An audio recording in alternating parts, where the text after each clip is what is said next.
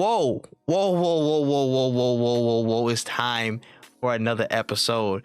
18, no androids. Yanks Talk Ball. We back in the building. A packed, stacked, absolutely jacked weekend of football, and it's a double game week. It's a bunch of random stuff going on. It's nonstop right now.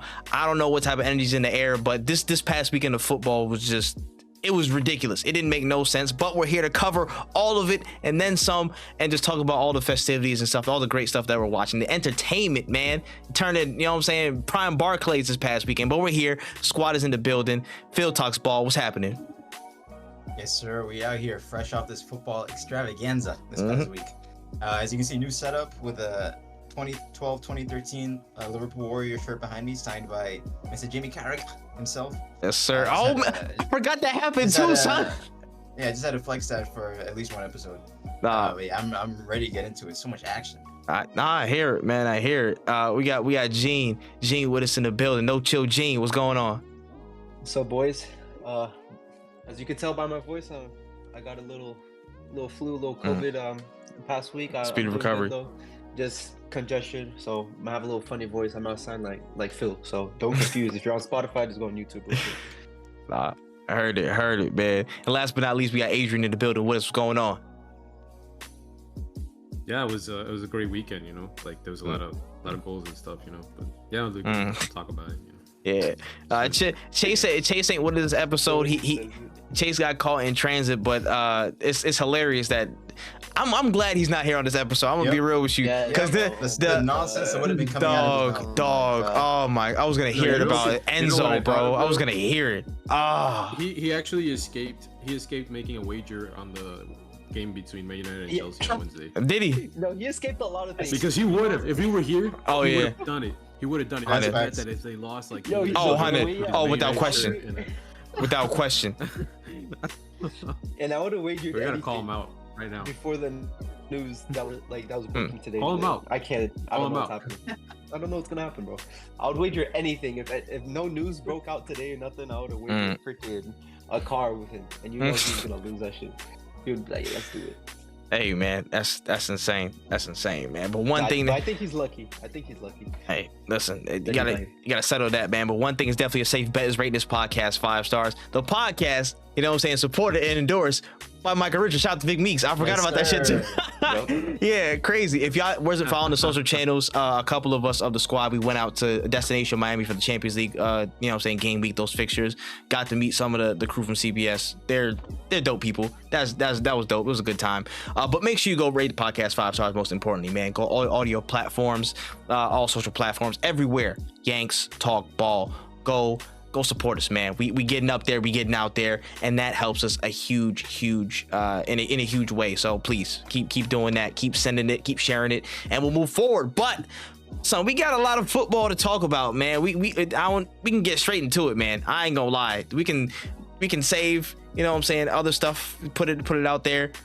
Let's get into this football, man. Should we start the main event? Start the main piece? Main event, yeah. Same stadium, 2 weeks in a row. We gotta start there. Bro, oh my goodness. The Etihad. Man City 3. Tottenham Hotspur 3. What would my man say? Tottenham Hotspur? A depleted Spurs came there. A lot of people thought it was gonna be even expressions. Hey, nah, we thought it was injuries and all of a sudden they're depleted. That's crazy. Listen, that's a whole nother thing. But listen, people, yeah, it was a lot. Nah, it was a fair bit, but people thought it was gonna be massacre.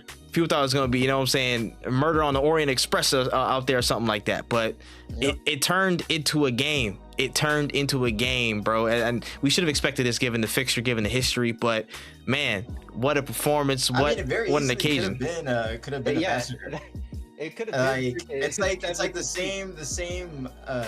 same devil that let Aston Villa beat Tottenham last week was the same one that allowed this one to end 3-3. Because you play that game 10 times, it's not ending as a draw, bro. You know what I'm saying? Like, this was a 9.9 like rarity out of 10. Facts. Not even, like, 9 out of 10. They rolled a 20 or something like that. It was mad rare. See that out of Holland, like, oh my god. I'll let you dig into it. But we gotta talk, man. But yeah, listen, we'll leave it. Too few Twitter comps to me. Let's put one up there. So I'm gonna cook one up myself. You know what I'm saying? I missed enough sitters. Here go 2 more for y'all. Here go 2. Like, nah, yeah, you know, he's been doing that a lot this season, though. I don't know what's going on this season. Yeah. I mean, he's still scoring, but he's missing a lot of sitters. It's crazy. Like, he wasn't missing these last season. He's top of the Premier League's big chance missed, right? He's still Yeah, but I was gonna say, which I think last season he was probably like not as much. Mm. Yeah, last year I guess he was, but this year he's missing like worse chances, like easier, like just chances he would have buried last year. Like the first one where that one that went wide, yeah. The first one was basically an open goal, and then the second one he just skied it. And like last year that wasn't happening. You know, last year at least the brace. I think it would happen like what happened like 2 times last year. And Yeah. doing it like 2 times in one game is just I don't know. But yeah, hold on. Adrian, talk to me. Season. Talk to me, Adrian. Like, what went wrong? You know what I'm saying? I feel like y'all was just peppering them at some points, and you know what I'm saying? Like, it was pretty much cruising, controlling the game, handling business as usual, and it looked like it could have been pretty easy. It could have been more. But what went wrong? Yeah, that's the big question because I in the past I had an idea. I'm like, okay, this is clearly why we're dropping points, and I'm looking at it as not just this game, but the fact that we drew the last 3 games from winning positions. You know, we haven't won a game in over a month in Premier League now. So I'm just trying to figure out what's with this team, what's going on. You know, I think the only thing that I can really conclude at the moment is like that we just lack the ability to control a game the way that we did last season, or even the season before that. And like it's funny because I remember I read an article last season about why a lot of people were asking why Phil Foden doesn't play. He doesn't seem to ever get, you know, we talked about this last week. He doesn't ever seem to be a starter in the team. And they said that it's because, and this is somebody who had interviews with sources, coaches inside the club. And apparently it's because Pep views Phil Foden as a direct player by nature.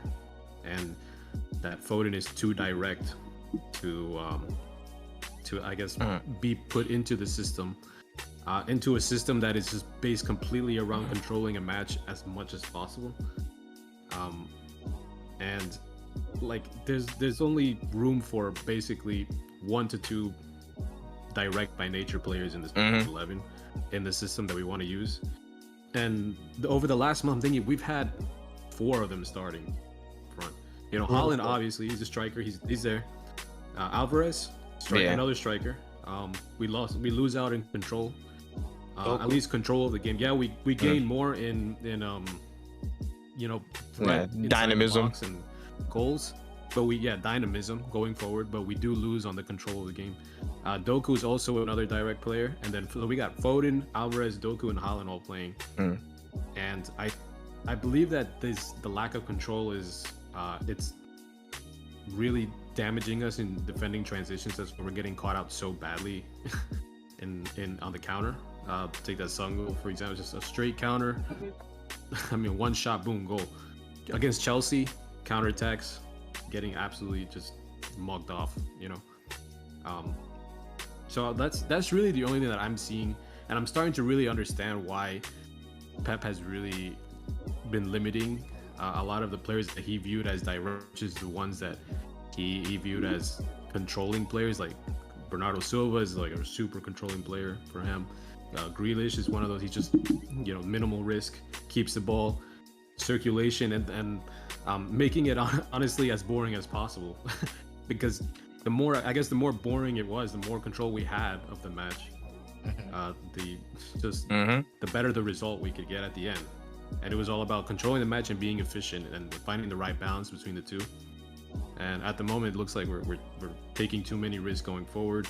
We're leaving the midfield defense exposed, and we're getting countered a lot, and we're giving away a lot of goals. Our defense is not playing well, and that's probably the best way I can explain why we're not getting the results we are at the moment. And there's no like plain out solution either right now. That's why I kind of take this problem, and I wonder what can we do at the moment? I'm not sure because we lost Gundogan, who is one of those top controlling players, and Mahrez, who is one of those players like Kevin De Bruyne and Mahrez were two players that were both so good that they were good at doing both. Yeah, I agree. The controlling, and they were also direct when they needed to be. And I agree with that. We're having trouble finding the balance between those, between being just how many risks we can take going forward, and how reserved we should be in ball retention. So, I mean, John Stones. That's missing really John Stones also a big issue, isn't it? I agree. That's a huge, having him because and Rodri has no cover, and he gets torn apart in transitions. John Stone's literally gonna like just slide up and help him out. Not even that, just talking about like just on the ball though. Like John, also true, and he takes that responsibility. Yeah, it's a different level in the midfield than Akanji. True. Yeah, and when we had Stones, Gundogan, Bernardo Silva, Green, all these players, we were very boring to watch last year. At times, we were boring to watch. There was not a lot of dynamism. We were getting the results. We were not panicking. We were not having scenarios in which the there was chaos in the match. And there's just so much chaos going on with these, with the gaps and the holes that we're leaving exposed at the moment. That I know Pep can't possibly be happy with. I guess the way that he's being forced to use this system. It's true. Because if it's one thing that hold on. Pep hates chaos. Let me jump in real quick, man. He lost his hair because of he was watching his team concede counterattacks. Like I'm pretty sure that's the reason his hair. He was so heated. He turned into a breakdancer. It turned to you got served. My man was trying to do the Chris Brown on top of the the stomp the yard thing when he had his head down upside down, bro. Did you ever find the clip of that?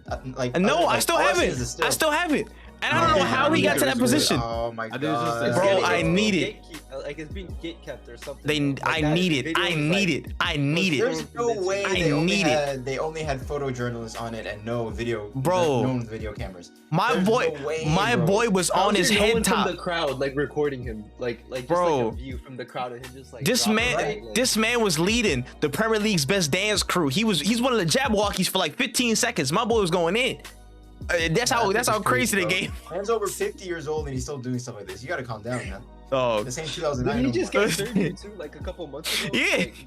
Yes. Like, wasn't he in the surgery room? Like, yeah, he needs to calm down, man. Bro, it's the love of the game. Doing that for too long. The love of the game. There's a reason he likes to like control the game, and it's for like no chaos. It's not to have like give. And one thing that creates is I think he's obsessed with it. Like he has an obsession with just being in control, 100% in control. Listen, you're controlling the game. The other team is gonna get frustrated. So even if they steal the ball, they're gonna lose it right away because they've been so frustrated. They haven't touched the ball this whole time. Like that creates frustration on the other team. And another thing is like over the years, you guys created a fear of playing against Manchester City.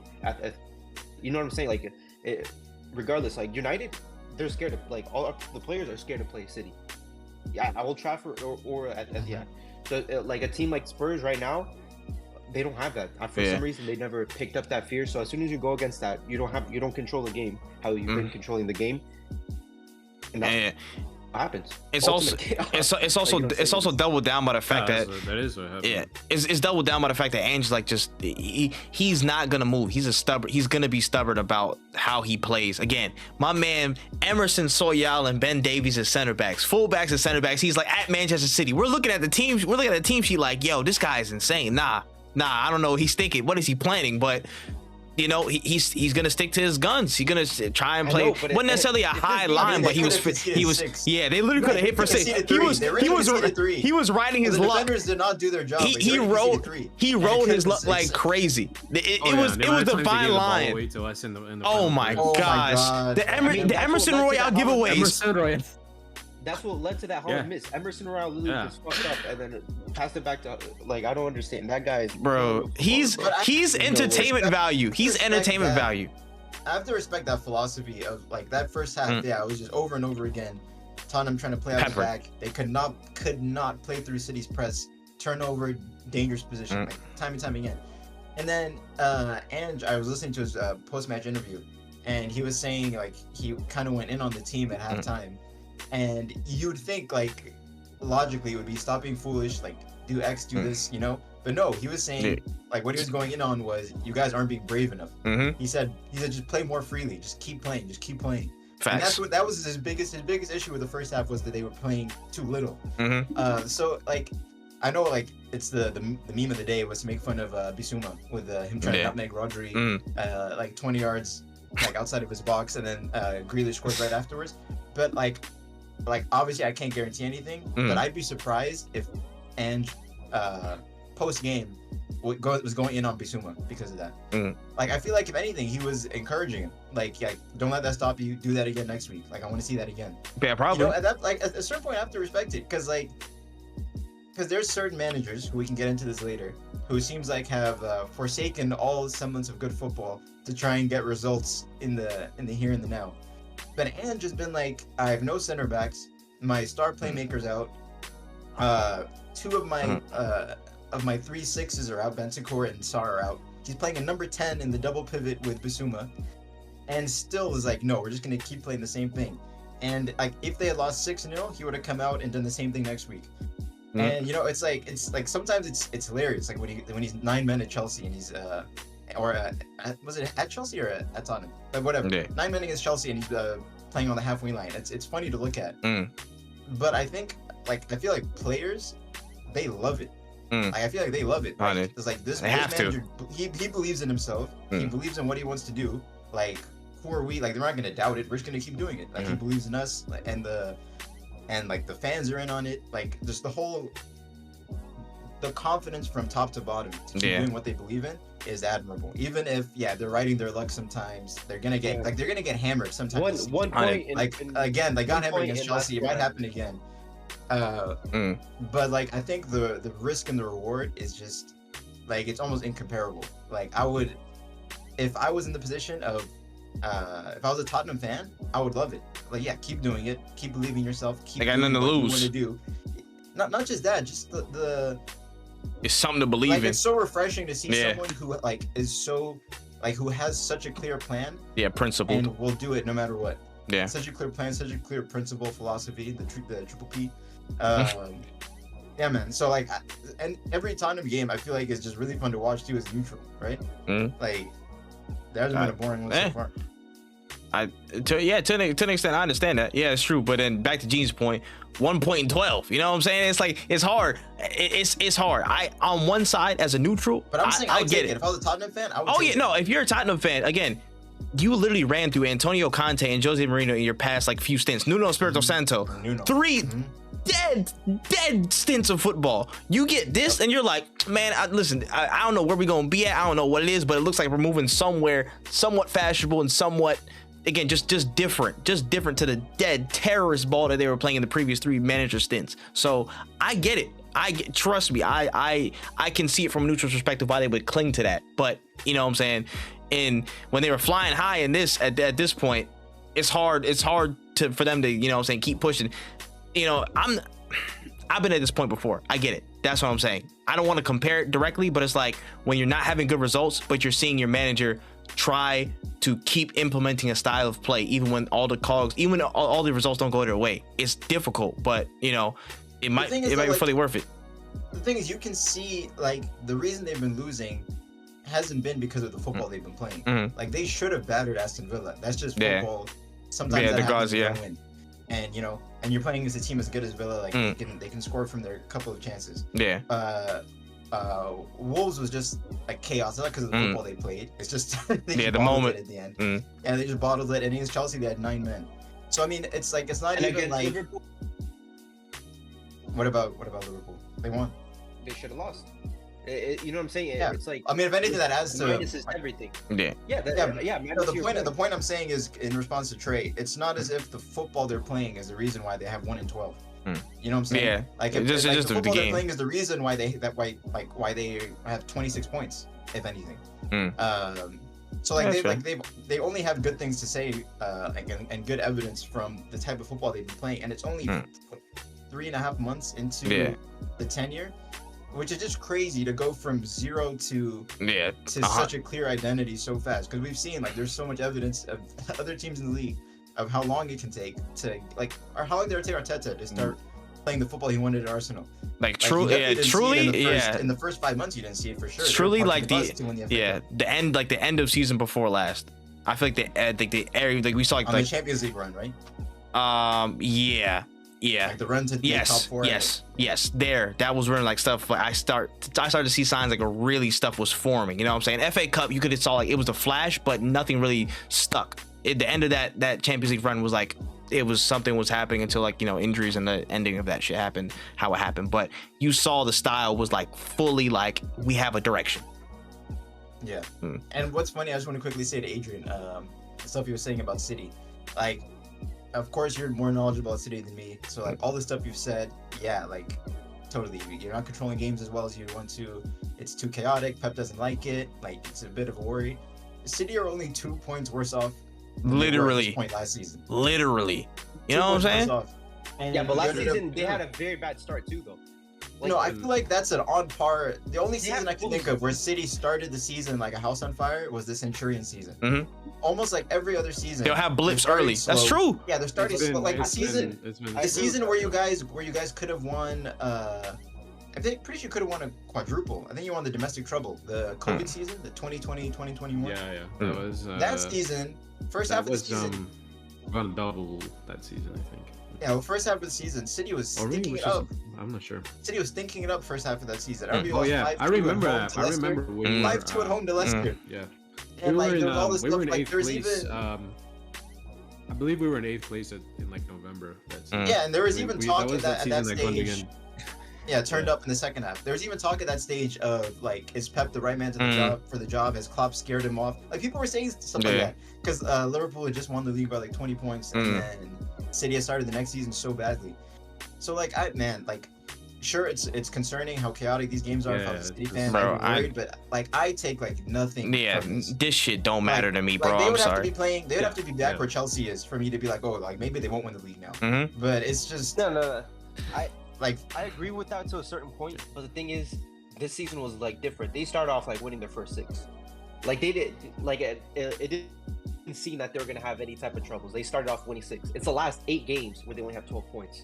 Like it's these last 8 games where it's like they haven't been on form. But the first 6, these guys were win until they. That's true, but last season it's a similar story to last probably season. right before the World Cup, right? Like no, they when we lost to Brentford. When we lost to Brentford was the. Yeah, because Arsenal were so good at like they were. Games? Or something like that. Before the World Cup break? Until they played until. I mean, they were. I mean, Arsenal was on fire up until like how long was Arsenal on fire? Until maybe March. Yeah, till literally until we were trailing them. Saliba Tomiyasu injury. Points, you know. That's it's true. We're in a much better position than we were last season. And, like by no means this is a crisis or by anything. You know, obviously it's disappointing to especially 3 games on the bounce against top teams to drop points in the dying minutes of the match. But yeah, I mean it's not super concerning. I'm sure that there are changes that are needed, and if it's anything that has been happening every season is that at some point in December, January, Pep changes something. He figures out what's wrong. Yep. And he fixes it. Yep. And then whether it's making Gundy the second striker and him scoring 20 goals for us to win the league, or last season it was getting rid of João Cancelo, who we were all panicking when that happened, and that turned out to be one of the best decisions the club ever made. So, I mean, I really, I have no clue what he's gonna do this time to attempt to fix it. I mean, I can't guarantee that he will fix it. Yeah, again, there's a huge problem with the club either. Yeah. Again, it's just the next season. It's and I feel like that's different. I don't want to give credence to it now because again, I'm not judging anything. I'm not being definitive about anything in this league until literally late March, April. That's the only time I'll start putting credence to anything that has to do with the title race, Man City, You're all that shit. on Twitter though. Huh? I don't care about that. I didn't care about Twitter. Trey was celebrating? Me? Nah, no way. He's celebrating on Twitter.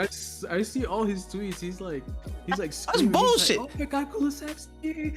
Oh, like, and then because I want to see y'all lose. Of course, I want to see y'all lose and drop points. Why wouldn't I?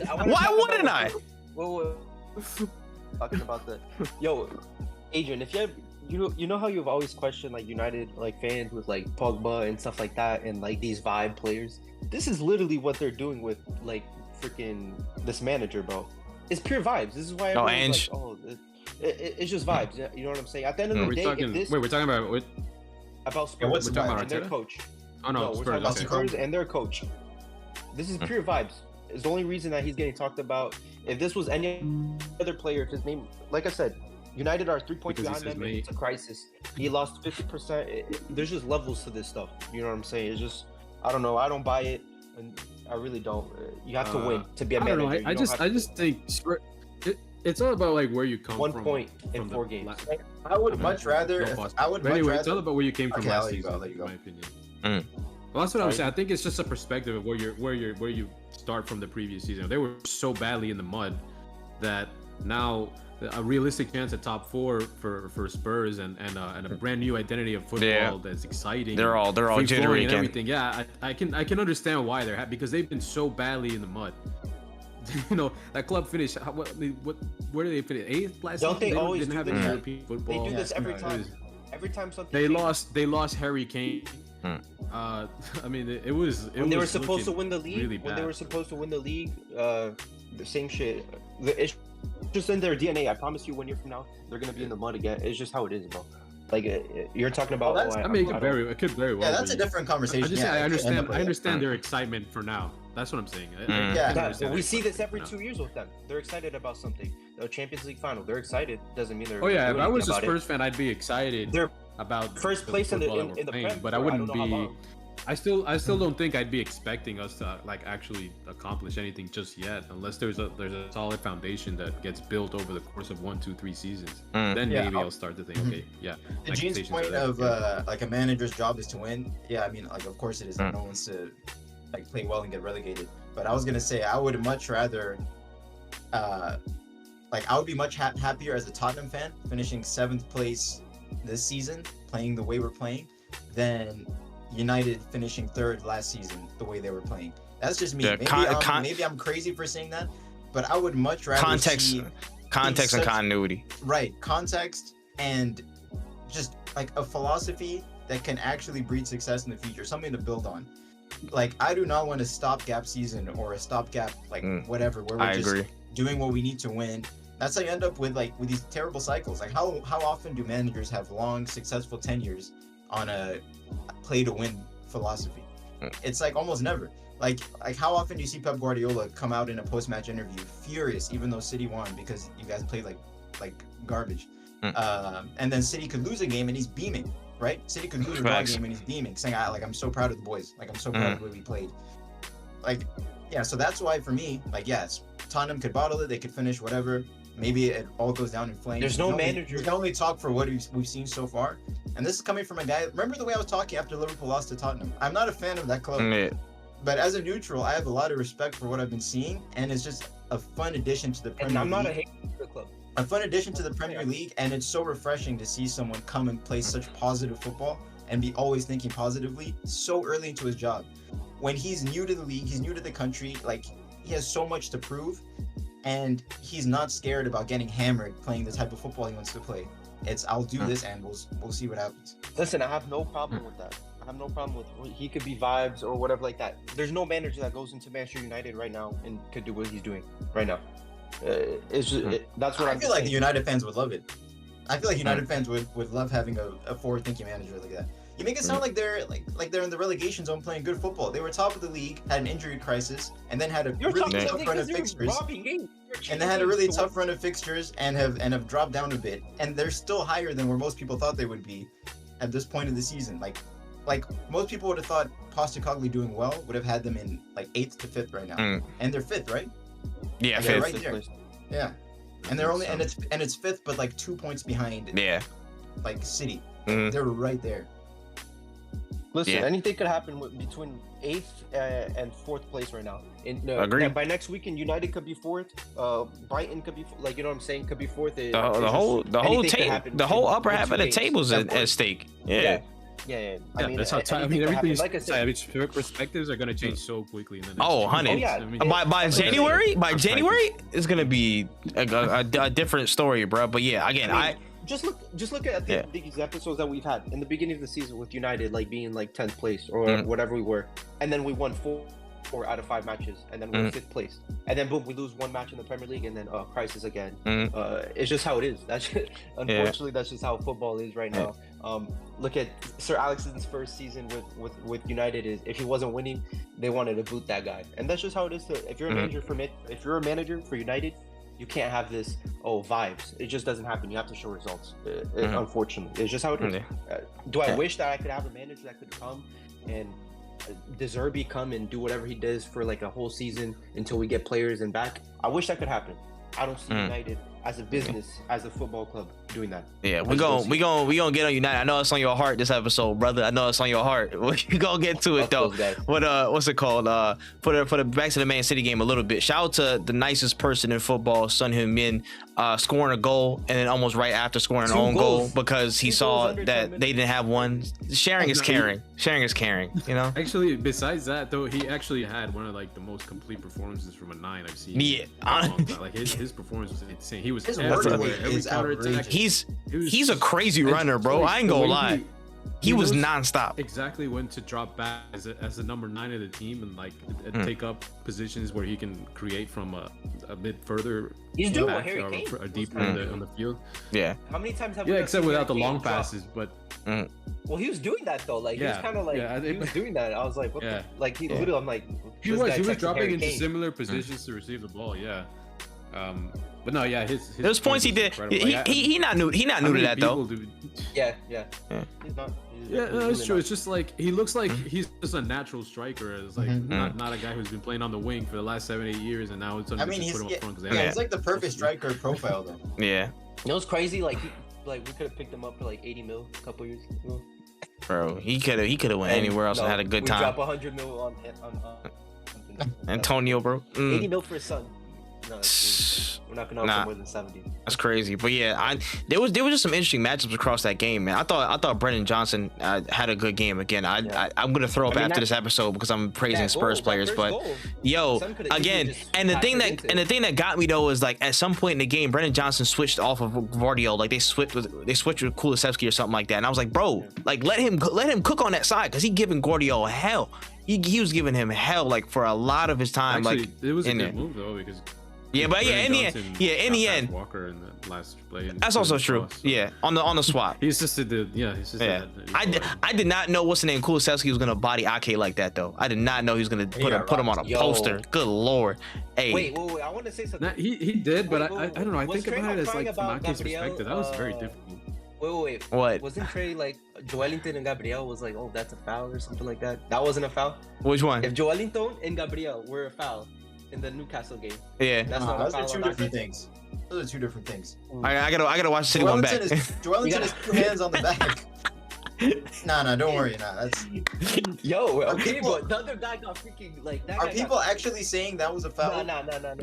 Yeah, it's never. I'm just saying is, bro, hockey. I've never seen a player like twist like that in the air, just like on a paddling like for a ball like that. Almost like remember Rio when he fell like on his face or something. Oh yeah. Like it kind of like crazy. Yeah, Ake just wasn't strong enough in the duel. It was a fair duel. Like that was side by side and he got rocked. Yeah, but I was just fall, bro. He was in the for a minute. Like that. Oh my Lord. Yeah, but I will say though, at the end of this game, there was one particular instance that happened. The ball comes down. Haaland gets fouled a little bit. He picks up the ball at the end. Turns around, floats the ball over to Jack Grealish, who is through in on some space, and Simon Hooper just calls it. He played an advantage. He was gonna blow the whistle, stopped, played the advantage, and then blew the whistle again and just stopped all play. That was one of the craziest decisions I've seen to see. That's top 2, if not the worst one. That and the Liverpool game was, you know what I'm saying? That was up there. Oh my gosh. We have a full 11 of bad decisions already in this league. Full 11 and subs bench. Yeah, I mean, I can't even begin to like comprehend why the referee plays the advantage, and in the middle when the ball's in the air, he takes away the advantage and decides to get. I don't get it. You know, I'm trying to find any logic attached to this decision, and I can't. And I think that's a common theme for over the course of the season with some of these decisions from the refs. I don't know. Obviously it was one of the worst decisions. Do you not see why they did it? That I've seen. What came out? They already said it was an error. They said it was human error. No, they said that. So the way that they're gonna do the 115 charges, they just took one out, so 114 charges out. So they're saying that that's just how they're gonna knock them down or something. Yo, I saw that. Yo, Adrian would take that deal, bro. What's funny is like I just see every day now like, oh, it's 114 charges. No one's saying 115. Yeah. Anymore, right? Just these guys. It's a freebie. It's a freebie. Don't worry about that. Bro, I can think of two possible scenarios for why Simon Cooper did that. If it's not one of these, I have no idea what went on. So the first one is something I heard like pundits talking about on NBC. They were saying that it looked like when he played advantage at first, he already had the whistle in his mouth. Yeah. So they think maybe as he was doing that, or before he put his arm out to play advantage, he accidentally let out like a small whistle. Oh, so he had to commit to it. Yeah, but then no one heard it, and then he was like, play advantage, and then he was like, nah, like I can't do that. Like a whistle came out, so then he blew it, and then which makes sense, but is ridiculous. Yeah. Like where's the common sense? And then the other one, which is my initial only rationale I could think of, was that from his angle, when Haaland plays that ball, he doesn't. He couldn't see Grealish. He thought he just launched it. Yeah, he thought Haaland was just angry, booting it out. I was just about to say, like that. That's exactly what I was gonna say. I was like, maybe the referee see Grealish making the run through. He thought, Haaland booted it angrily, or whatever. And he's just, I'm gonna give him the kick. And then half a second later, all of a sudden Grealish was through completely one-on-one with the keeper. Look at how terrible. That's still of true. Haaland's face when he approached the referee. Can you imagine how scared that man was? Oh my! That's Jurgen Klopp running at you, pulling his hair out, like his eyes are like. No, if Simon Hooper had any hair left on top of his head, it would have been standing up. I promise you. On me. The absolute fear. I wonder if any human on this earth before has made Haaland like that angry in one moment. Had him running at you like that is. I don't know, bro, but that's yeah. Again, even as me, who want to see, I want City to drop points at every possible occasion. Yes, please give me more yum. That was crazy. They should have at least had the attempt on goal. Like that's kind of it. That's egregious, man. That is an egregious mistake. I don't know how. Bro, again, Simon Hooper, this isn't the first time he's been caught out like this. I'm pretty sure last season there was something he did in the Aston Villa game against that we played, that he did something mad stupid and called it back. He was calling back for a foul or something like that, and it was just again really stupid because the players already going. Mocking him. Yeah, you know what I'm saying? Literally, yes, yeah. He might last season. Yeah, we did a whole disco remix and everything to that after the clip surfaced. But dog, it's egregious. It is egregious. Again, even for me, I have my biases. I have my people I support and don't support. Like that. That's crazy. We gotta stand on business as an entirety in this league now, bro. These reffing decisions have been affecting games too much already. It's already been too much this season. As bad as this decision was, I'm willing to give it a bit more slack because it's clear there was some kind of just brain fart in the moment. Yeah. But basically every other decision we go back and criticize is because they have VAR either to correct it, or VAR was the cause of the issue in the first place. So those I have way less mercy for. With this, it's like something crazy happened in his head in that 1 to 2 seconds. That maybe like if he came out with a statement to explain it, people would be like, "Oh, you idiot," but they would be more forgiving. People. That's why when you said, "Oh, top 2 in the game," but it was terrible. It was terrible though. At the end of the day, it wasn't a goal that was taken. There's a lot of goals that were taken from clubs this year because of VAR. There's just so many things that are worse than. At the end of the day, you're probably right. On one, the chances, I don't know. They man probably would have got caught up too. I ain't gonna lie. There's a good he skinned him. He got in behind because he accelerated past. Oh yeah, no, you're right. The first time. Who's to the right of him? Who's to the right of him? I don't think there's any denying. Who's to the right and behind? He was in completely with the keeper.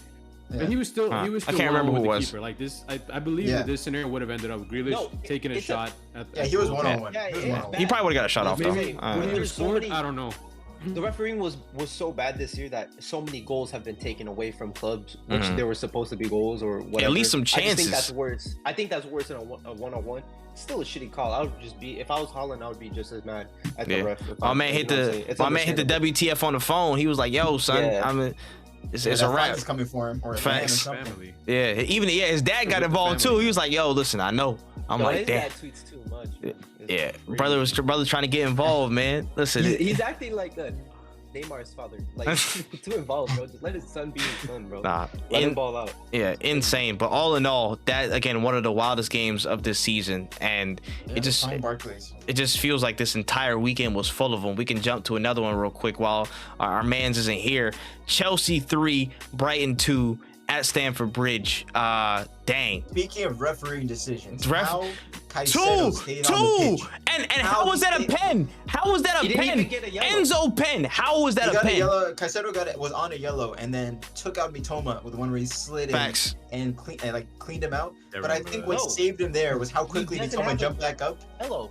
Look at right now. They didn't give him a yellow. Look at Premier League. He doesn't have a yellow on him. Let me that see. game, he does Let not me have see. a yellow. Caicedo was for sure on a yellow. No, No, wasn't. he does. He doesn't have a yellow. He doesn't have a yellow He card. doesn't have a yellow. He didn't even get booked. Yeah. And there were at least 2 yellow card offenses. There was at least 2 yellow Yes. card offenses across that entire match. Nah, man, piss off. That's insane. No, but everyone thought he had a yellow, but Yeah. everyone's looking at the thing today. Is like, how the fuck does he not have Wait, a yellow? what? only Yo, I Enzo, swear, only like, Enzo and, to all the powers Gallagher above, I was who looking got on sent football. off No, got the yellow. Phil, you're right. Everyone, I thought he had a yellow too. He didn't. And if you go on the Premier League website, he Wasn't doesn't have booked. the I'm yellow. looking The thing at is, like, I'm so I'm looking at it right convinced now. that it's not a Mandela effect. Like, I think they retroactively, like, something, like, it was a, They maybe it was a might- glitch on FootMob. I swear to the Most High, Caicedo had a yellow. on Wallah, FootMob. wallah. I I swear, man. I That's swear. an effect, bro. Nah, That's how confident I am, bro. I don't know, man. It's crazy. But in any Yeah, I case, don't know. he should have been off. That's insane. And the second major thing, that penalty was so soft to me. I'm sorry, I would not call that, bro. They let You know him what, have what that. makes me so mad about that penalty? It's one thing if the referee saw that and gives it. But how is the referee not VAR. giving that and VAR thinks that's Yep. a clear and obvious error to intervene Yep. for? Like how is that? How is that a clear What and margin? obvious What penalty, margin but of the that is clear and Romero obvious? handball Facts. against United isn't a clear and obvious Facts. error that the Facts. referee should look at. Facts. Like, Facts. it's just Yeah, it boggles the mind. Like I just every week This it's is something. why. Like, This is why I wish that news didn't break out about United. You know what would have happened this Wednesday if it was just a normal week? If we tied Newcastle 1-1 or some bullshit like you that, believe bro. those rumors? Huh? Like No, no, hold on, Ten Hag hold- losing the dressing room. We're gonna get to it. We're gonna get to it. Hold The players. Oh my. on, okay. We'll get Hold it. into Hold the it. Hold it. Hold it. We'll go to the next. We'll go to the Alright. next. Hold it. But Basically the same Yeah. thing, though, right? Yo, but can we talk about these terrorist goals that they scored, Chelsea? Like all Man, those goals set are piece. so like Mm. those terrorist Set balls, piece penalty. like the center back, like he's Well, playing yeah, like yeah, he's I mean- juggling the ball, like he kicked Mm, it straight yes. into Enzo's face and the ball goes in. Like, and You know what Enzo's those like, goals shit, reminded me of? It reminded me Oh, of Barcelona versus Bayern Munich 2013 Champions League. I don't know if you remember, but the way Bayern Munich was spamming, they just had Dante standing on Dani Alves and just kept launching it back post. He headed back across. Barcelona had no answer. That's that right. It was the same goal twice. He just knocked the corner Literally. back post. Nico Jackson for one, Buddy Shield for the other one, just But- knocked him back, and then there's someone there to tap it in. facts. Like, yeah. I mean, it works, goal- man. It's effective. Yeah, That's just too funny, man. I would. That Nicholas Jackson Yeah. assist. No, they got was, away with it though.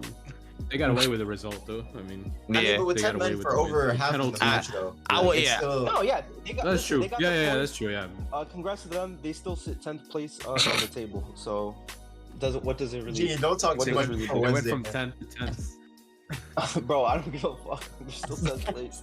If Hey. we lose, we're still gonna be. If they beat us, we're still gonna be ahead of them. I don't care, bro. Yeah. It's fine.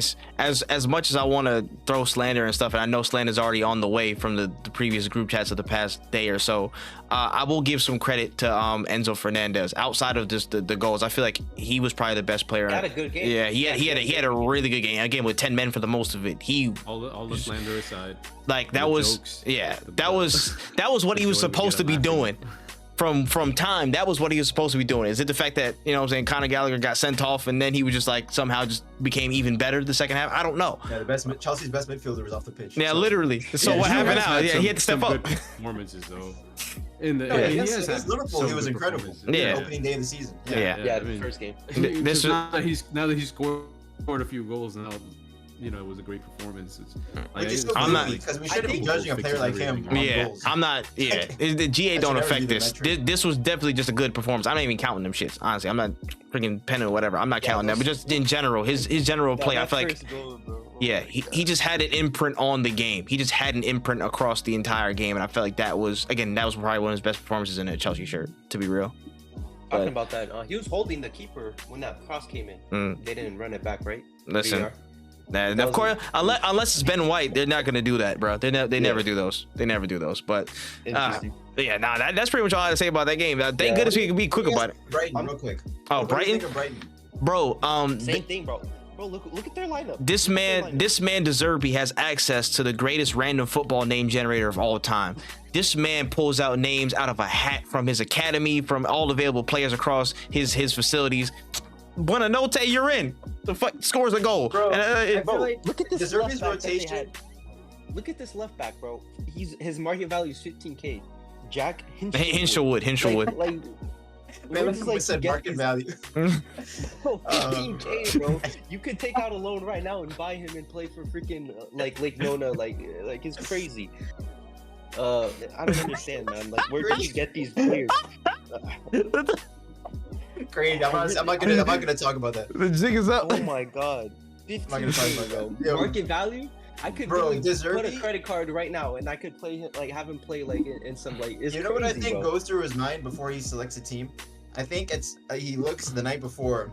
You know what we've talked about? We talked about the famous whiteboard that Pep and Arteta shower. and Nagelsmann have. Where they're looking at Havertz and left back and stuff like that. I think Deserby has a similar one, and he's so crazy that he doesn't get a new one for each week. So he has like a stack of 14 for each match week, all right? And he looks the night before a match and says, "What combination of 11 players have I not used yet?" Oh my. And he's like, "That's what I'm doing next week."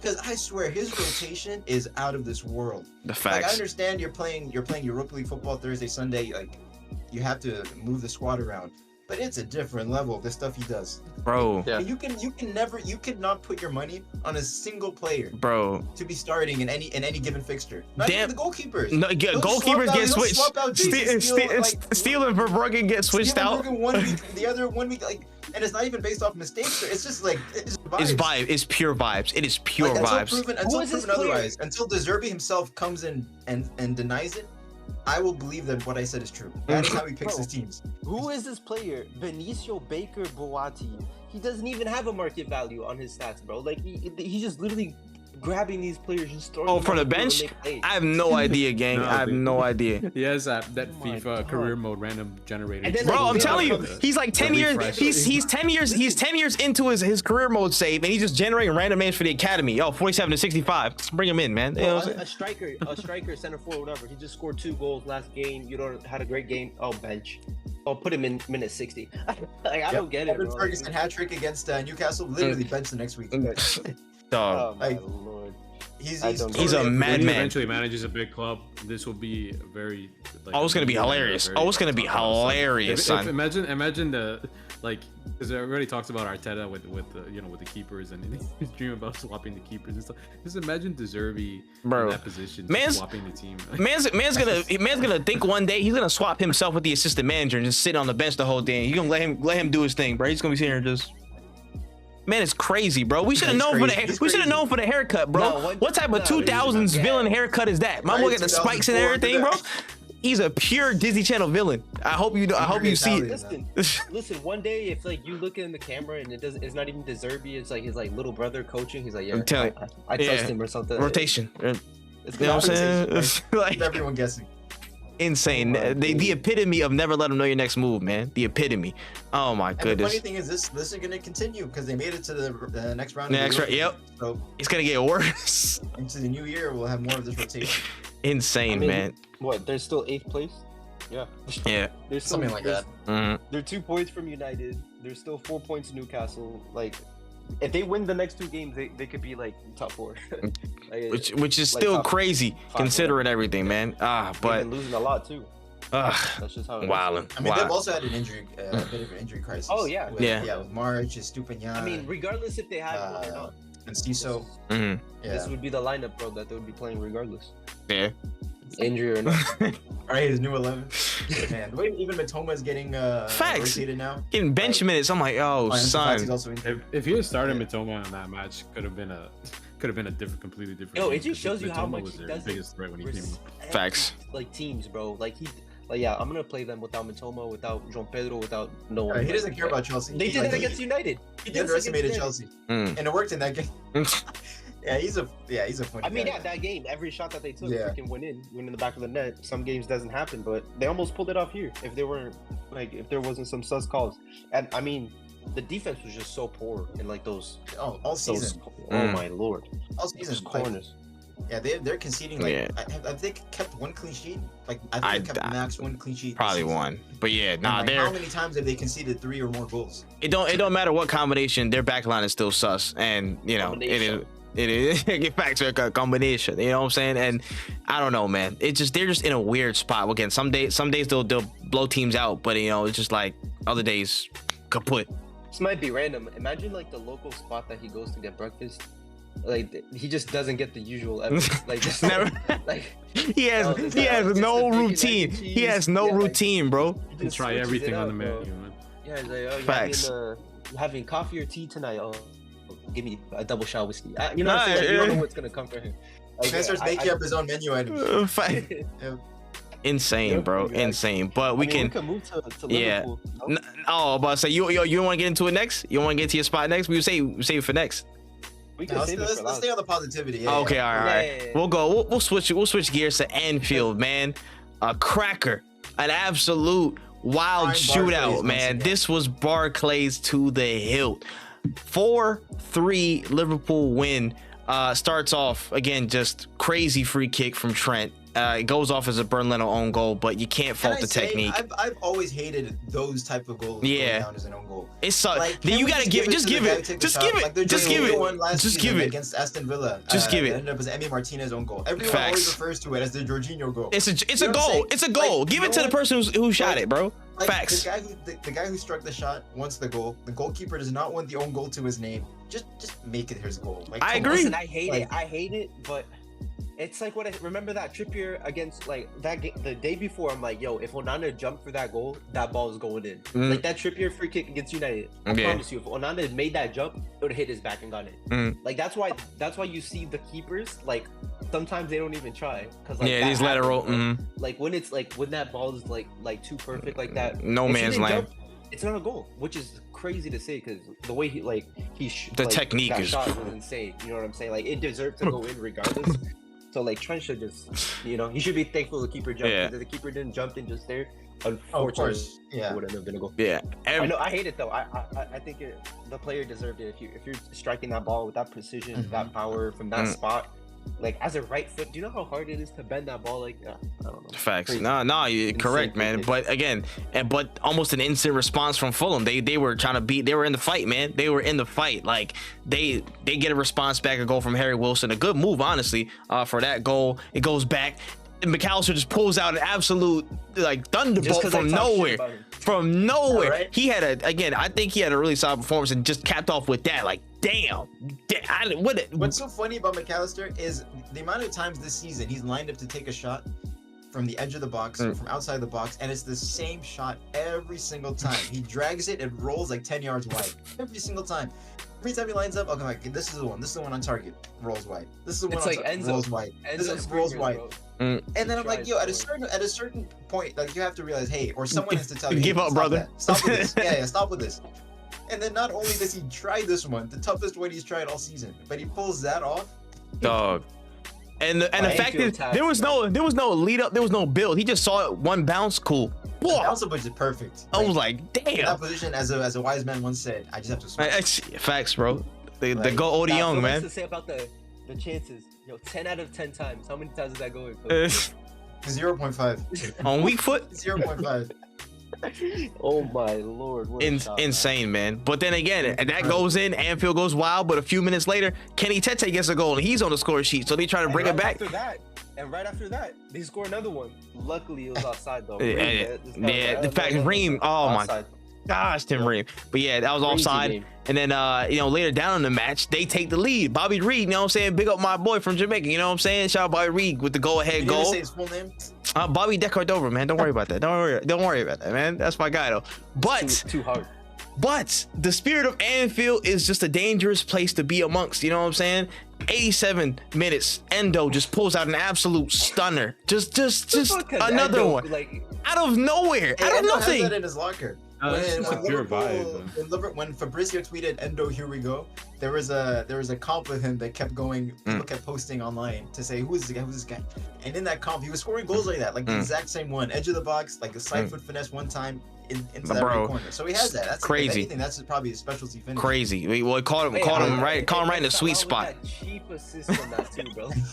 Hey, he's inevitable, man. It's inevitable. But listen, he deserves that assist because so funny. listen, he deserves that because of all the passes he makes to Nunes. Game Facts. in, game Facts. out. He should have had 2 assists before that. Oh my! He should have had 2 assists bro. before that. The one that he headed to Nunez, like Oh. just the ingenuity, the quick thinking, like.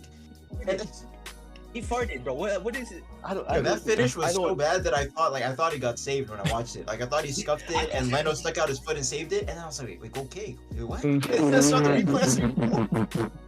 Oh, And the man. thing is, like, that happened like right after like the crossbar too. Like when he hit the crossbar and like he hyped out. Yeah. Yes, and he was like hyping the crowd about, okay, he's horny, he's gonna do something.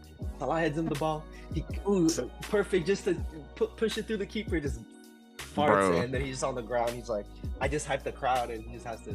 Man, I love Nunez. I love Nunez so much, but he's got to start putting those away. Like sooner or later, like we already have the match against Luton Town where his like misses kind of cost us the 3 points. But like there will get to a point in the season where he does that in the wrong match at the wrong time. And it's pitchforks. And, like, he does so much so well. Like you can even see it in this match, like how much he's improved in his overall build-up play, link-up play, as opposed to last season where all he could do was just run in straight lines. Like he's added everything else, like and he's this close to being the complete striker. And it's the easiest part that is just like not happening. The old Jesus problem. No, but it's inexplicable because we know better goal scorer than him right now. Which is crazy to say. It's inexplicable because we know Nunez can score goals. Facts. He'll pull out stunners. Every international break. Like he scored over 30 goals with Benfica, and like you can say like it's the Portuguese league, but the goal is the same. It's the Champions League. Yeah, he was scoring in the Champions League against Liverpool in that run, and the goal is the same size. Like it doesn't change. Like facts.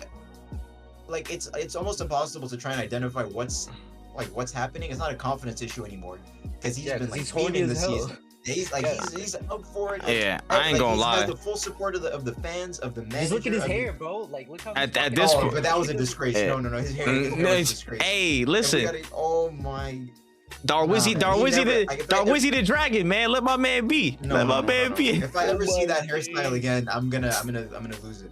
That was unforgivable. What if it's like, last game of the season, Liverpool need to win the league, and you just see him rocking that shit again? What are you doing, bro? It's cursed. It's a cursed hairstyle.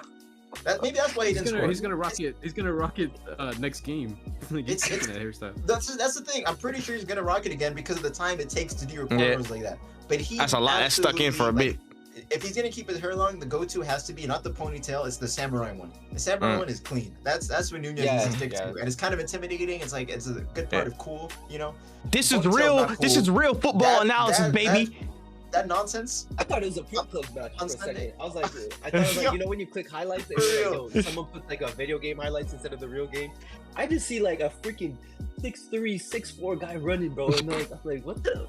Who is that? Yo, that is the truest statement I've ever heard. Bro. Pure pro clubs. Nah, no lies, man. But last thing on that match, can we give the respect that we need to for Trent Alexander? Bro. That last goal, man. The way his journey from a young academy graduate into now one of the main leaders of this club, like it's even like you could almost even like draw the line from him becoming the vice captain and just how much more faith, like you can see how much more responsibility he's been choosing to take and how much more faith Klopp has been putting in him. now you're seeing where Liverpool needs a goal. Klopp is taking off a midfielder, putting Joe Gomez right back. Facts, and throwing him up. And he's like, and it's like prime Steven Gerrard. He's telling, hey, literally, son, literally, though. He turned his PVC. That's kind of crazy. Midfield, please. The longer this continues, the longer he keeps doing this, like where we need him in the midfield to close out a match, like the sooner Klopp's gonna be like, hey, let's just like, because I think the biggest thing with Klopp is he hasn't known what if more he can does trust, he need? like if he can trust him there, and if it's worth removing in his stead what we're gaining from him. But yeah, in just his usual right back position. and added the more added number. like the longer this keeps happening, where he's literally winning us games from the midfield, like Klopp will be left with no choice. Have him play in that like Soboslai. You see him like he just zooms out to the right all the time. Just have Trent doing that. He could spam crosses in too. You know what I'm saying? The thing is, at this point, we don't have a like Joe Gomez. A right back. Who's gonna fill in that position exactly? We need like a right back. That's what I'm saying. And how is Trent a good enough right back defensively? Well, no, I'm not talking just defensively. I'm saying as a defensively, Gomez is better than Trent. I'm saying as a footballer in that position, Gomez is a stopgap, but you're not changing your team around to. I mean, I think in January you just go and buy freaking the most random right back that just has played right back for like, I don't know, 10 years. Just throw him there, bro. Because I hate seeing him wasted at right back.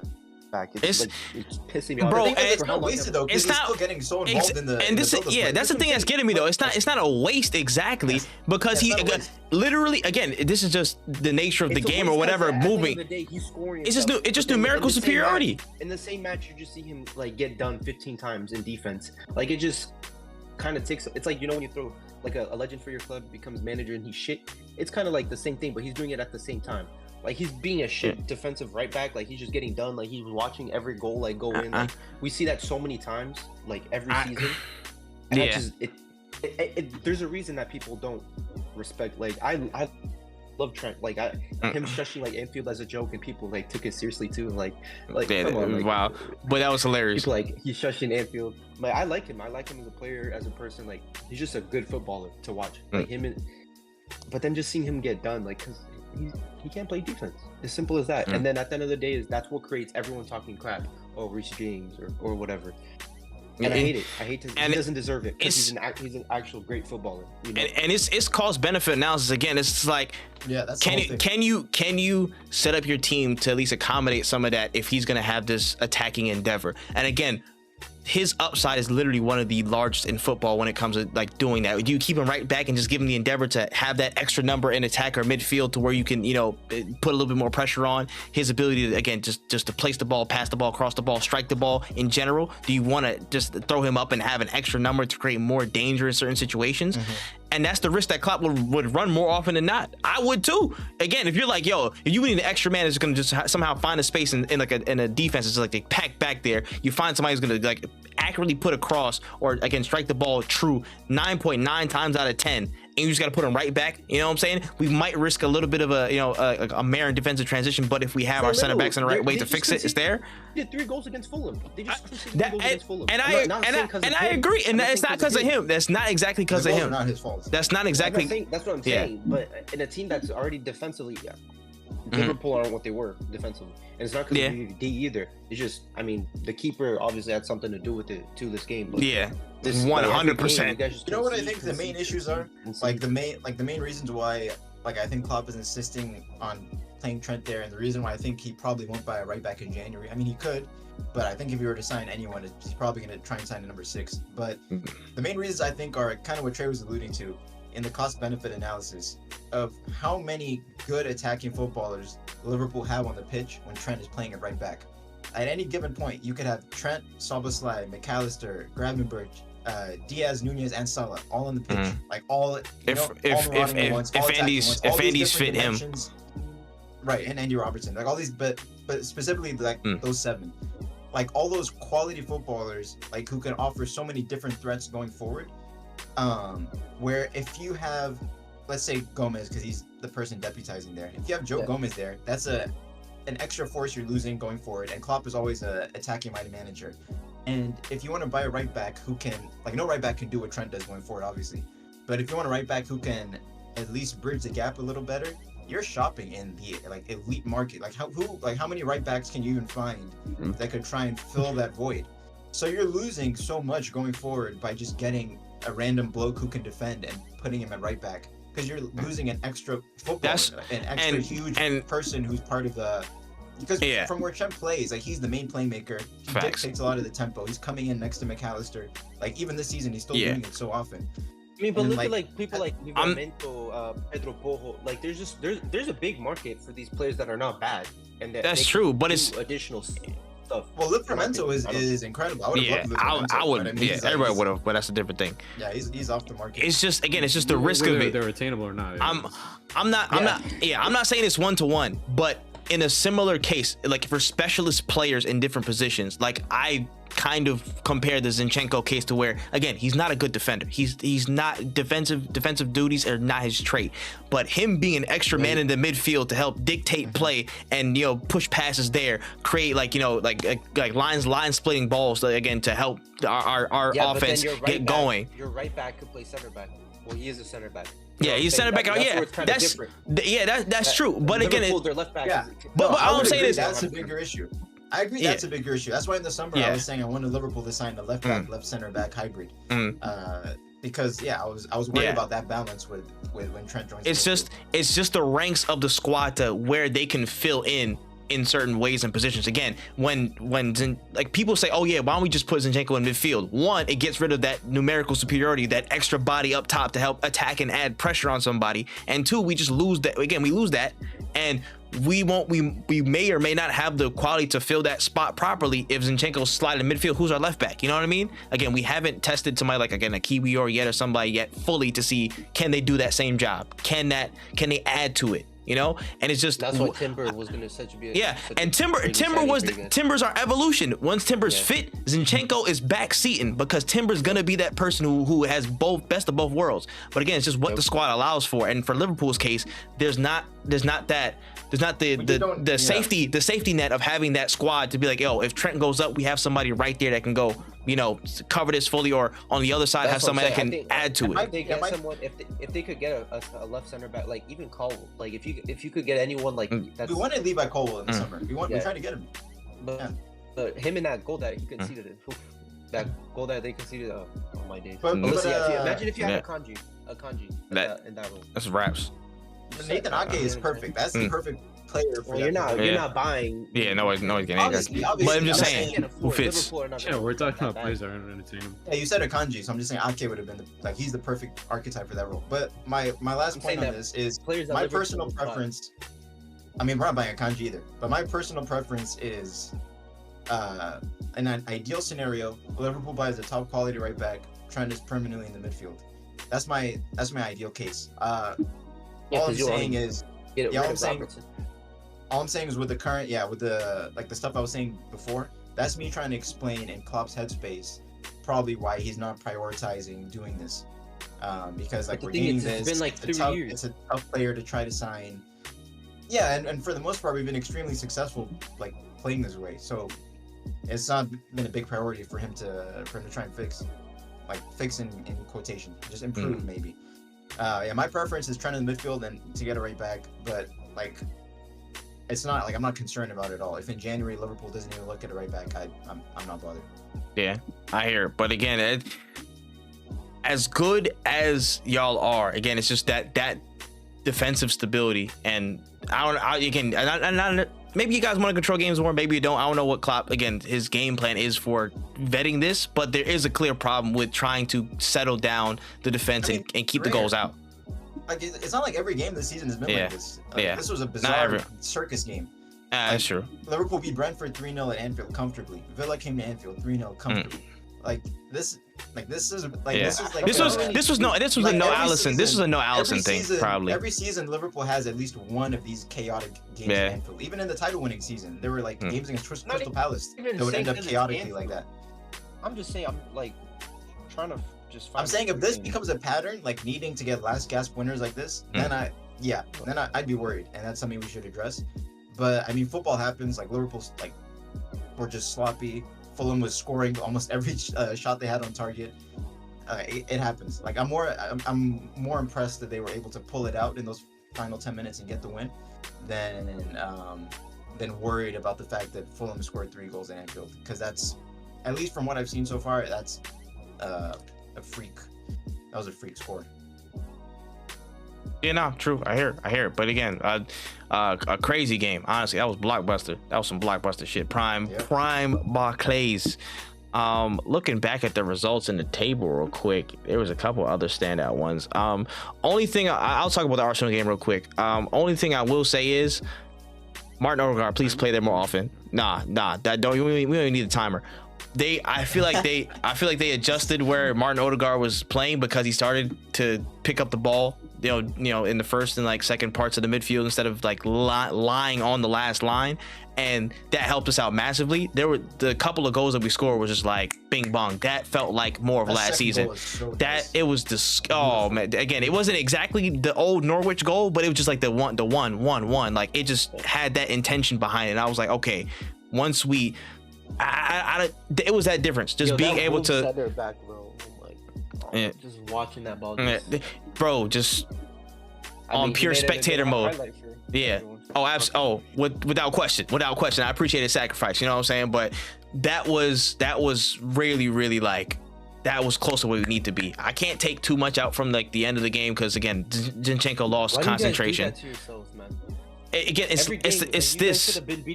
Concentration. It's literally just this, and I can't say it's a structural thing or anything. Yeah, honestly, again, Zinchenko's another culprit of that to some extent, to where he can't in defensive duties. He's not fully all the way there, and that caused it. He was apologetic after the game. He's like, "Yo, it's my fault. I didn't mean to," you know what I'm saying, blah blah blah. But I just like that we had this chance to see, okay, can we start unlocking attacks more? But Kyle, like, learning from his mistakes, actually learn how to fight 2v1s like that. He's playing off of Jesus and he's getting into good positions. I like how he's learning from, like, you know, learning to improve on that situation.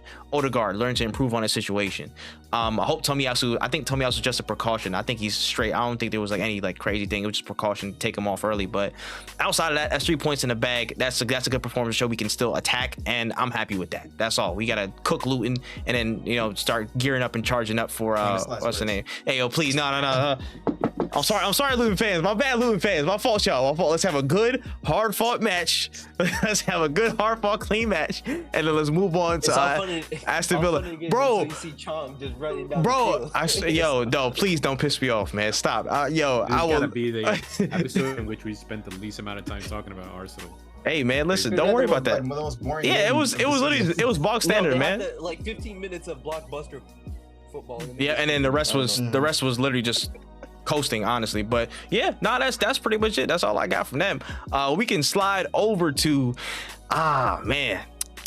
Newcastle 1, Manchester United 0 at St. James's Park. Oh man, I think this is gonna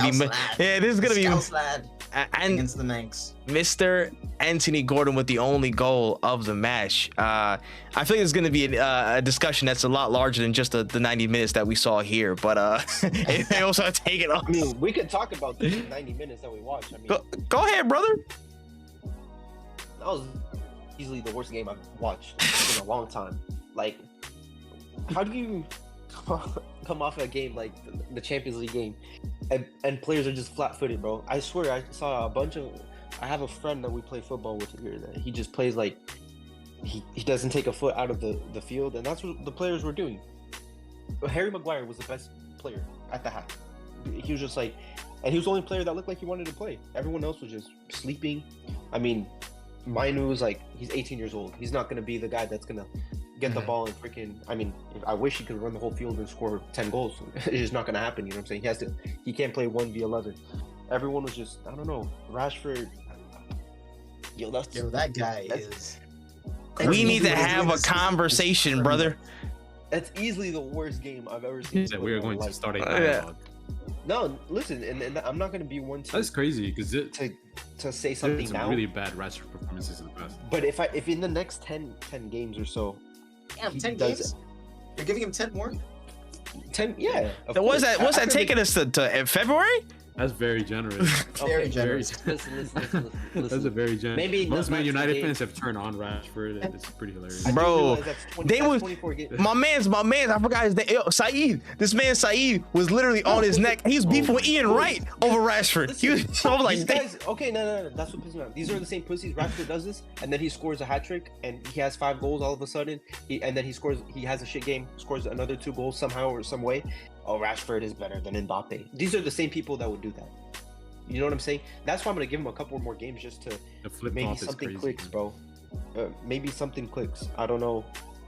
But like I said, I'm gonna give him a little bit longer. I'm not gonna give him the whole season because he doesn't get that. I mean, when CR7 came back and he like played like 30 something games, like played like shit all those games, and then last season he did what he did, and this season he started off bad, whatever. But then this game, like, you have to try. You play for Manchester United. It doesn't matter how shit you are. If you miss 10 goals, you have to try. You can't just walk the field, have a freaking left back just storm past you every time, and you don't even try. You got. It's the minimum. Do you think it's the that basic. You just try. When we play footy, do you think that him playing on the right has something to do with it, or? No, this is because he's so.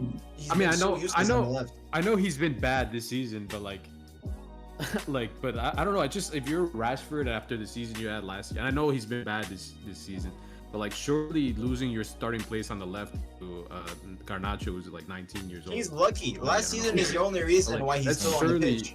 Like, yeah, he's literally. surely fuming inside. Like, that's just. No, he can only be mad at himself. He doesn't even deserve to be on the right wing. Like, he's been so bad on the left. I'm not even saying he should be mad at Ten Hag, you know? Yeah, Ten Hag's mindset was probably like, Rashford has been such a good player for me that, like, he's waiting before I drop him to the bench, let me try moving into a different role. Like, he's giving him so much more every praise chance than any other player would have gotten. That boy Sancho was in the shadow realm, you know what I'm saying, playing Fortnite right now, and this man Rashford is trying he's doing the Stanley SquarePants. He's trying every single job at the whole establishment, and he's not doing good in any one until he's just in the back. You know what I'm saying? Like, it's a slippery slope. At this point now where Anthony's performing better than him when he comes on. Yeah, I mean, Champions League, I'm surprised that Rashford started this game. Really, after like what Anthony did in Champions League, I was like surprised that. I don't know, man, because as striker he does the same thing. Like, Martial tracks better than him in a game. And Ice cold Tony.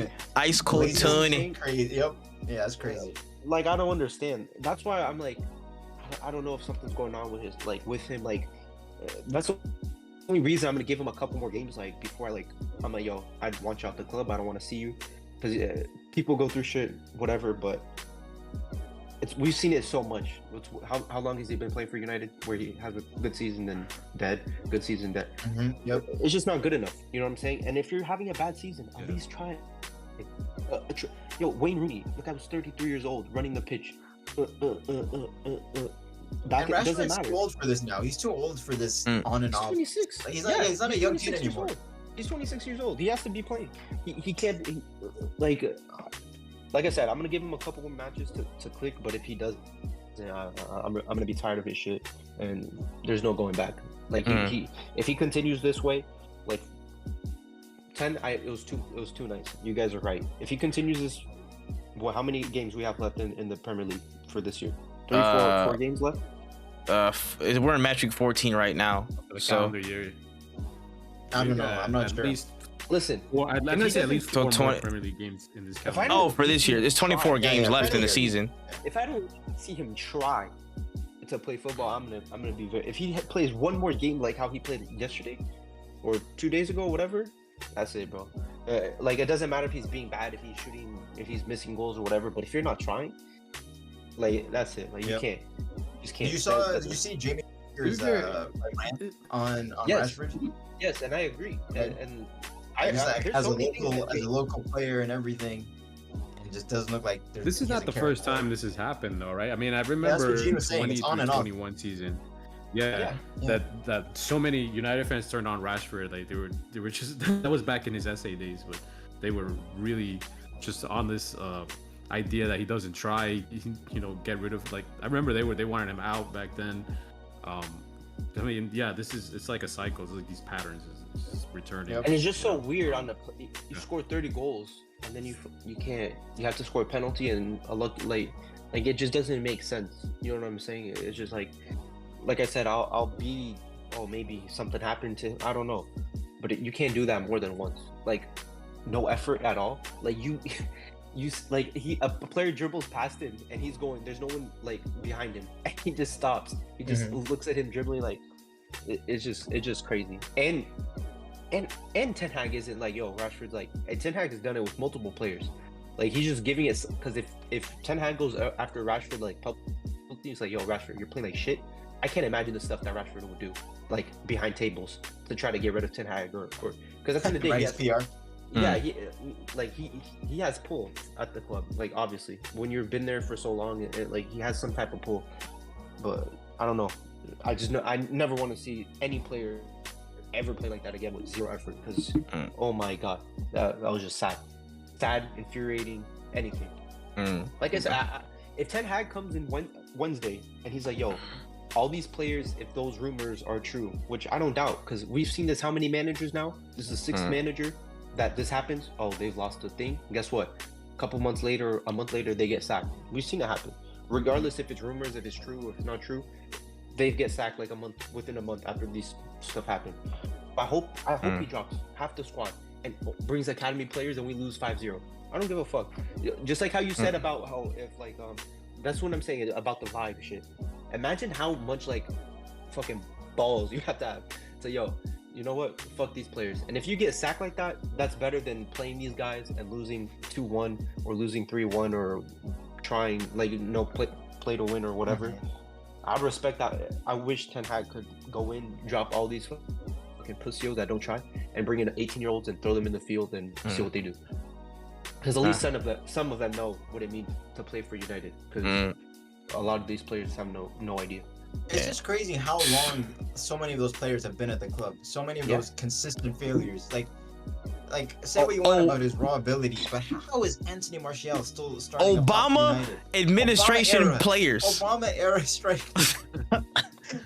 Like that is crazy. 2015, 8 years. Martial's been at the club. Two terms. Martial is on a he's on a £250,000 contract. He's on a £250,000 a week contract they signed in 2019. And Ballon d'Or clause. Manchester City and Ballon d'Or clause. Contract after that. And that's why he's still at the club. Like why Anthony Martial is still at the club? Again, who in their right mind is gonna give Anthony Martial any more than £70,000 a week? Like what club in world football? 6-year contract. You know he's making 250 grand. That's why. No, ride that out again. So he's just stealing. Stealing $1 million a month. I feel like right. If you want like the perfect like summary of why United is in the mess it's in, like that's it right there, bro. Anthony Martial. That's what I'm saying. And people like, I mean, my CR7 at 37 years old was getting paid $550K a week. Dog, my 50K, bro. Just like, the whole squad, man. I know it's a lot, but to be fair, we're still Ronaldo though. Yeah. I know, but I don't. But still, it's just no long-term planning at the club. It's just like that is just vibes. Bro. United's transfer strategy. Bro, vibes. The last good memory, the last notable memory. Sancho is on 300, right? The last notable memory I have of Donny van de Beek is when he played with Frankie de Jong. You understand what that means? You understand how long? You know what I'm saying? You know, of anything of significance. Football in memory of Van de Beek is his goal against Tottenham in the Champions League for Ajax. Like, come on, son. That is insane to me, bro. It's this cycle, bro. Ralph was correct. Listen, oh my god. Freaking guy that just like got like 25%. If he's serious about football, all this shit, he gives us like 5 players from Nice. Just throw him into the field because they would play better than some bums that are playing for United right now. Bums. Bro, again, it's who needs to be sold like as soon as possible for United in your opinion? The only players that I don't see that are like Bruno can't be sold. I mean, to be fair, Harry Maguire, man. You could say what you want about that guy is like for him to still. He's actually stepped up. He's actually stepped up. He could have been like Sancho. Sancho's mentality is elite. Like that, you can never criticize his mentality. No, that's what I'm saying. Fact. Like he could have been like Sancho playing Fortnite right now as we speak, getting a paycheck. Yep. You know what I'm saying? No, he's going out there and he's playing. Like you could say what you want. At least he. That's facts. Like I'm saying, he could be a meme. This guy's still going out there, and he was the best player on the field. Like I'll give it to him. Like to me, I just to have him in the club just for like to teach players or whatever, because that's something you can't teach. That mentality, that love for the team. Just say, I don't care if he starts or not, or as long as you could have that mentality and have him teach that to players and him. You guys are really missing Lisandro, aren't you? Like, the Bear is so bad they are. That's a big hole in the, like not even in the defense, but just in the team. Like, there's no spirit. Yeah, he just adds so much. The build-up play, the spirit, like just the aggression, like, and on top of that, like how good of a defender he is, like just by far the best defender at the club. And I mean, as a dog, bro, he was our freaking. You know, there's a reason that people loved him. It's not because of what he could do on the field. He just brought everything that what it means to be playing for United, which we didn't have in a long time, and he brought it back. And Ten Hag misses that in the locker room. If whatever these rumors are to be true, because guess what? No one's gonna say anything to that guy. Oh, Ten Hag is he's gonna slap the fuck, like not slap someone, but he's gonna be like, like no one's gonna come up to him and check him, cry about it. And he loves him, bro. He's the old boss. Yeah, of course. So like him, he's untouchable, and Bruno's untouchable. Onana, I feel bad for him. 106 shots in how many? 3 games, bro. You guys are the third. You're in third place for the most shots faced in the Premier League season. I got like 200 and something in total. How the fuck are we even in 7th place? Like, you know what I'm saying? I don't understand. No, it's a miracle. But yeah, and you guys only conceded 1 goal like less than City. I'm pretty sure at this point in the season, which makes no sense, no conceivable sense. But it's just somehow it is. Champions League, all those goals in the Champions League. Yeah, right. I mean, and that's the thing. It's like, oh, Ten Hag. It's not like Ten Hag is like not like all these Champions League games that we tied or lost. Like he coached to win. Like we were winning these games, and by silly mistakes we lose. Like, and it's not like, oh, we're playing that. We're attacking. We're creating chances. It's like it's not the Champions League is almost single-handedly on Onana, which is just so funny. Yeah, I always save that penalty, and like you guys and Rashford ran against Copenhagen, but yeah, but the Onana mistakes against Bayern, against Galatasaray both times. Like, facts. Multiple times in both times. United conceded 3 goals against Galatasaray, and you can't even say the defense had was poor. Nah, it wasn't even. Like, there were just two freak goalkeeping errors, and then just one of like the best finishes. Whenever you guys have time, when you guys have time, just please look at what Martial did in that play, in that cross. Which one? The one where he tries to spam it, and it just go under. It's like, look at Martial, what he does. That's for another time. Did, yeah, but mistakes on like he acted like he was gonna head the ball. He was gonna head the ball, and he just ducks. Like as soon as oh my god, bro. As a keeper, I don't know. But again, like Onana mistakes. At the end of the day, is like people they're gonna make mistakes. He hasn't done that in the Premier League. Even against Newcastle, his passing wasn't as good as it was, but he still has confidence. He doesn't lack that. It's not like he doesn't try it. Oh yeah, I'm not worried about Onana. I mean, you saw. Surely there's gotta be like at least 4, maybe 5 names off the top of your head that you say like next transfer window, get him out like ASAP. Like who would those? Like I said, if Rashford continues, like if he does this one more game, he would be one of them. Like I hope he would get sold. Like I don't want.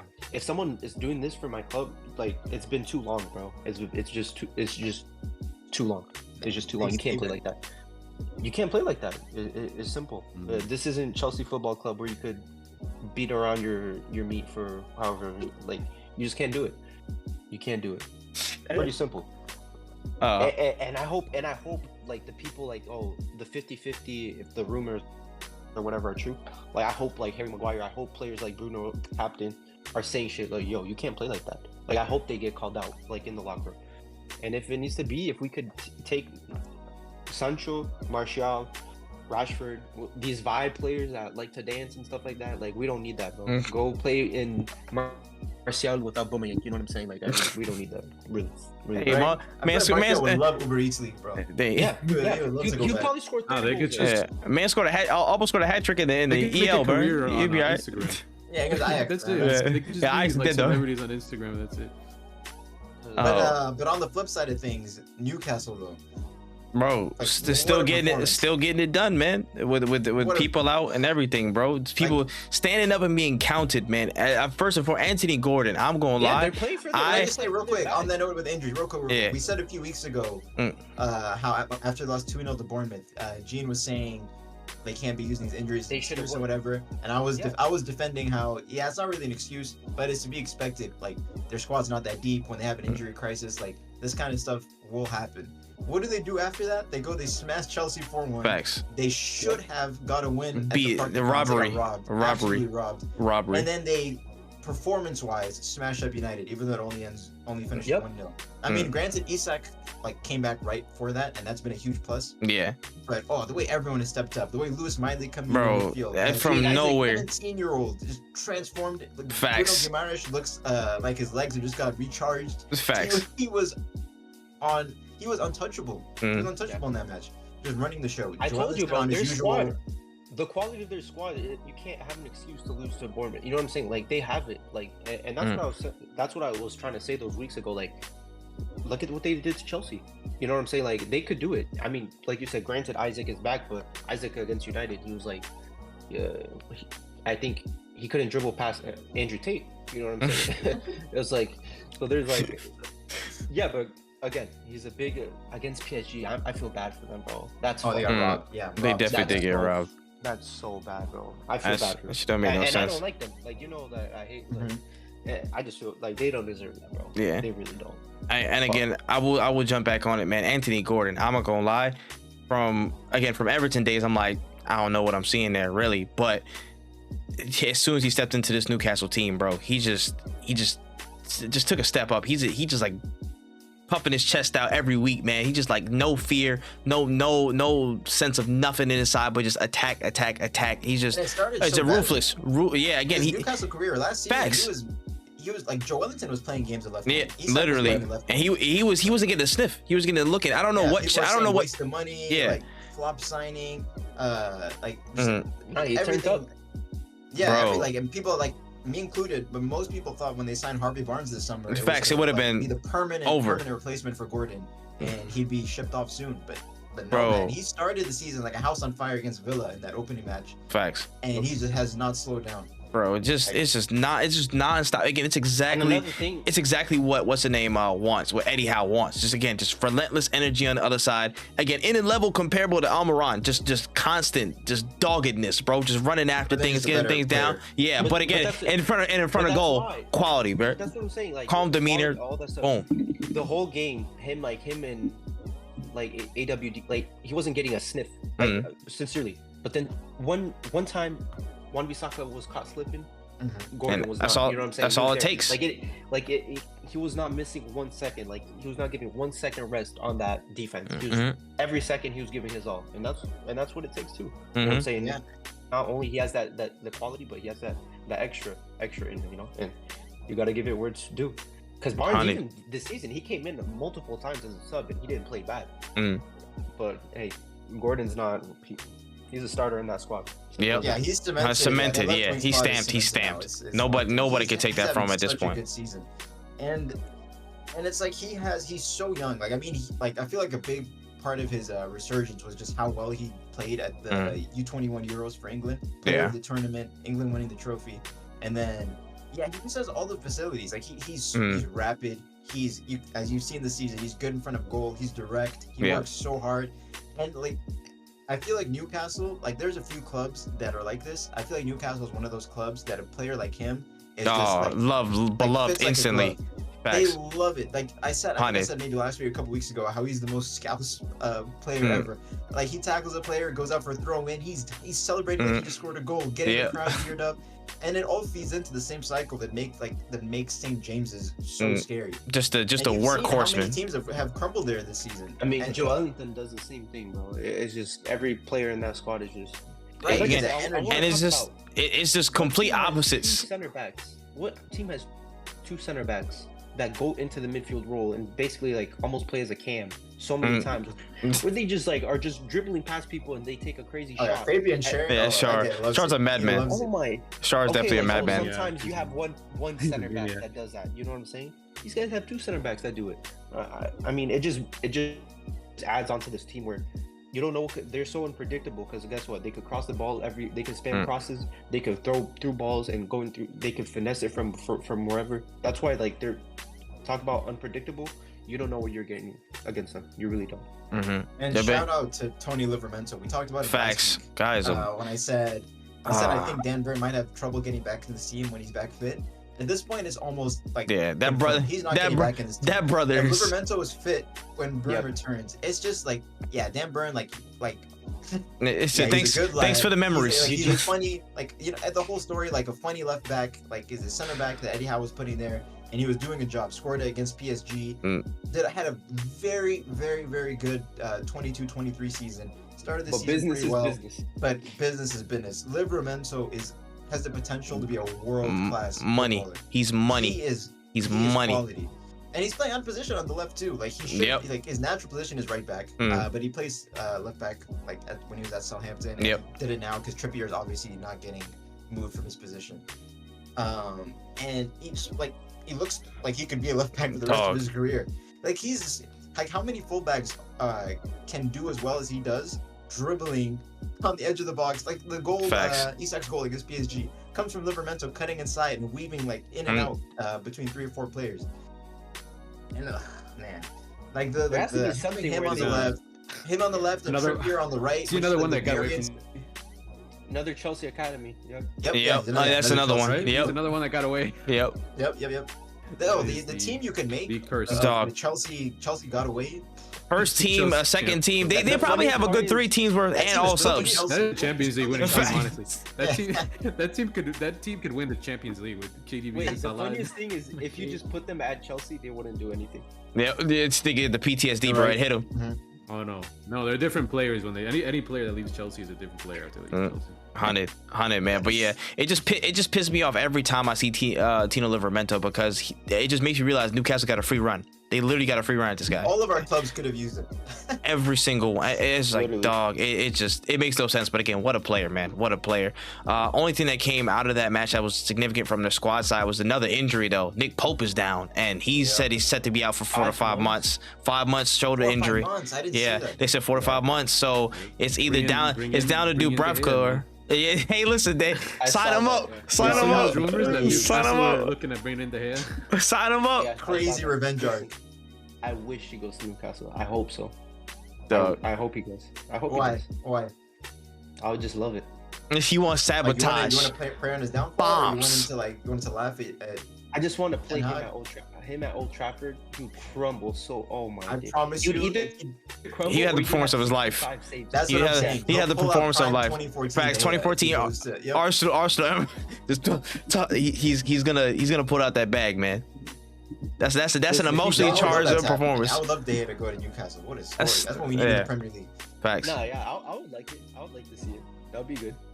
Facts. I mean, if he crumbles for Newcastle or if he makes crazy saves against Liverpool or something, you know what I'm saying? It'll be like a win-win. I win anyway. Yeah. I'll laugh or I'll. I mean, De Gea's Newcastle's already played Liverpool at St James's, and we know De Gea's record at Anfield, so I don't think he's that guy's crumbling in that stadium. Exactly. Yeah, man. And again, I would love to see it, especially this guy tweeting after like United games and stuff like that. Guy's shameless. Is all I can say. He's hanging around. Tweeting after United games. Emojis, like 1 emojis or something. Oh yeah, I saw the chill face thing. No, I love it, bro. I love that. Especially after he sees an Onana. If he sees an Onana era, that guy is like over the moon. You already know he's getting rated. As he should be. He has Twitter loaded. As he should be. The way he got treated this summer. Yeah, I'm not gonna lie. Wow. I have never in my life seen an hour-long comp. Manchester United. He gifted Manchester City the treble. Hey, that's bad. But again, I'm gonna keep it a stack. I've never seen another player ever get an hour-long fail compilation put together. I've never seen it happen in my lifetime. It was like an hour and 9 minutes. I was like, yo, son, y'all are tweaking. I was like, who had the time to go? Like, no, of course not. I'm not wasting my time. How do we know the final 45 minutes of it aren't just? I believe them. Like black screen. That's pure belief, bro. I ain't gonna lie. And that cycle of hate, I believe every single minute was pure mistake. I believe in their editing skill, bro. Granted that half of it is just like him misplacing passes, but yeah, it was. Dog, they was in front of a premier pro getting busy. They was just sitting there. Nah, he gonna get it tonight, bro. Like how much research went into that? That was different. Made that is a Nitpick crazy every mind. single. Different. Yeah, no, that's a god level tier of hatred. Yeah, if you're putting You're bad taking passes, every single misplaced De Gea pass from a keeper. Yeah, if you're doing That that, was how many if you're replays you gotta putting go through? misplaced passes, you could make a crazy Allison field comp. No, that's what I'm saying. But it's like the simple passes. You know what I'm saying? It's not like him like launching the ball or something like that. It's like 30-yard pass, like 20, 30, 10 yards. Allison And it's has like- a lot of those. Like you can make a Yeah. No, that's what I'm saying. So they do that plus all the mistakes that he has, where like a player that can't that is scared of crosses, like in this like day and age where like they you can't have that, bro. Like this guy's. Every time you get a cross against you, you don't know what's gonna happen because of your keeper. It's a scary situation, bro. I hear it, man. But yeah, those are some of the marquee ones, and we can get into our Yank picks from here, and we can highlight some of the standouts. Again, our player of the week, our team of the week, our most disappointing team of the week, and then our fraud of the week. A healthy selection, a lot of different, you know what I'm saying, potential folks to get into, people to pick. It's a lot right there, man. There's a lot around. Oh man, I don't know who wants to go first. You could go, brother. Dang, all right, go ahead, G. Go ahead. No, you could go. Oh, me? Oh, this week? Y'all want me to go this week? Yeah. Oh, damn. Okay, I dang. think I have mine. I mean, I have mine too. Yeah, all right. Adrian, go first. Adrian usually never goes first, so let him Yeah, go. that's fair. Okay. So I'm just gonna give week to Son. Even though he scored no goal, it was hilarious. Still a top performance. Like he was really completely leading that line for Spurs. He was basically involved in anything dangerous that they did, and they came out with a draw from a game where everybody thought they were gonna get slapped up. So yeah, props to Son, player of the week. My team of the week is Burnley Football Club. Finally is the word. Nah, that's true. Vincent That's Company. still my team, man. Mine too. He cooked up Sheffield 5-0. They played beautiful free flowing football, which they've been trying to do. Made their manager quit. Sometimes been coming off, most times not. But it finally paid off, and I'm really happy to see, not only for Burnley, the fans, and for company especially, to finally get a win. I don't know if I was gonna say, I don't know if it's as a kickstart for Burnley. Maybe they can put together a good run of form. Who knows? I don't know. Maybe they'll go back to being dog shit because they've been dog shit this whole season. But it was, for the week, good celebrations for Burnley and Vinny K, and taking down what is the most shit team in the league, to be fair. But good for them. Worst team of the week. This one's a little tough. I'm gonna go fraud of the week first. Fraud of the week, Man, make it with Manchester City. Just because the expectations. I was expecting. Adrian thought he was gonna. Most people were expecting a. No, I thought we were gonna cook them. I mean, the high line vibes, the just do it mate vibes. I mean, it was all setting up for 4 fullback, all the space in behind, Doku running down and behind, taking on. If he gets past Pedro Porro, who's not a great defender, he's got Emerson Royale right after. I mean, it's crazy. Everything was set up for an absolute meal at the Etihad, but it didn't happen. We already explained what happened anyway. Very disappointing. Once again, dropping points from a winning position in the dying minutes. 3 games in a row, all against top teams. A bit concerning, but the only thing there is to do is move on and to that Aston Villa game where we're gonna be missing Rodri. Concerning. Yeah. We're gonna be missing. I'm not normally. I wouldn't say missing Grealish is a huge concern, but considering we don't have anybody, it is. Yeah. Doku's injured, so we're probably gonna see Rico Lewis on the wing for us. I Or maybe we could have Mateus Nunez playing left wing. Who knows? What about Hey, Bob? what happened to Bob? Oscar Bob? Bob's on the.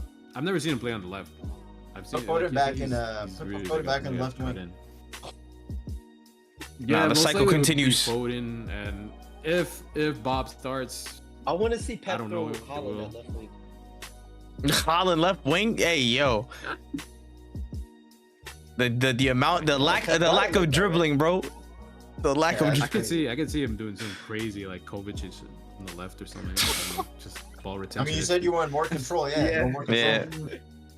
Yeah. Yeah, you know what? That's maybe I can see him. I don't know. I really don't know what to expect. But anyway, the game is. Do we play on Wednesday, right? Yeah, I play Wednesday. Assuming.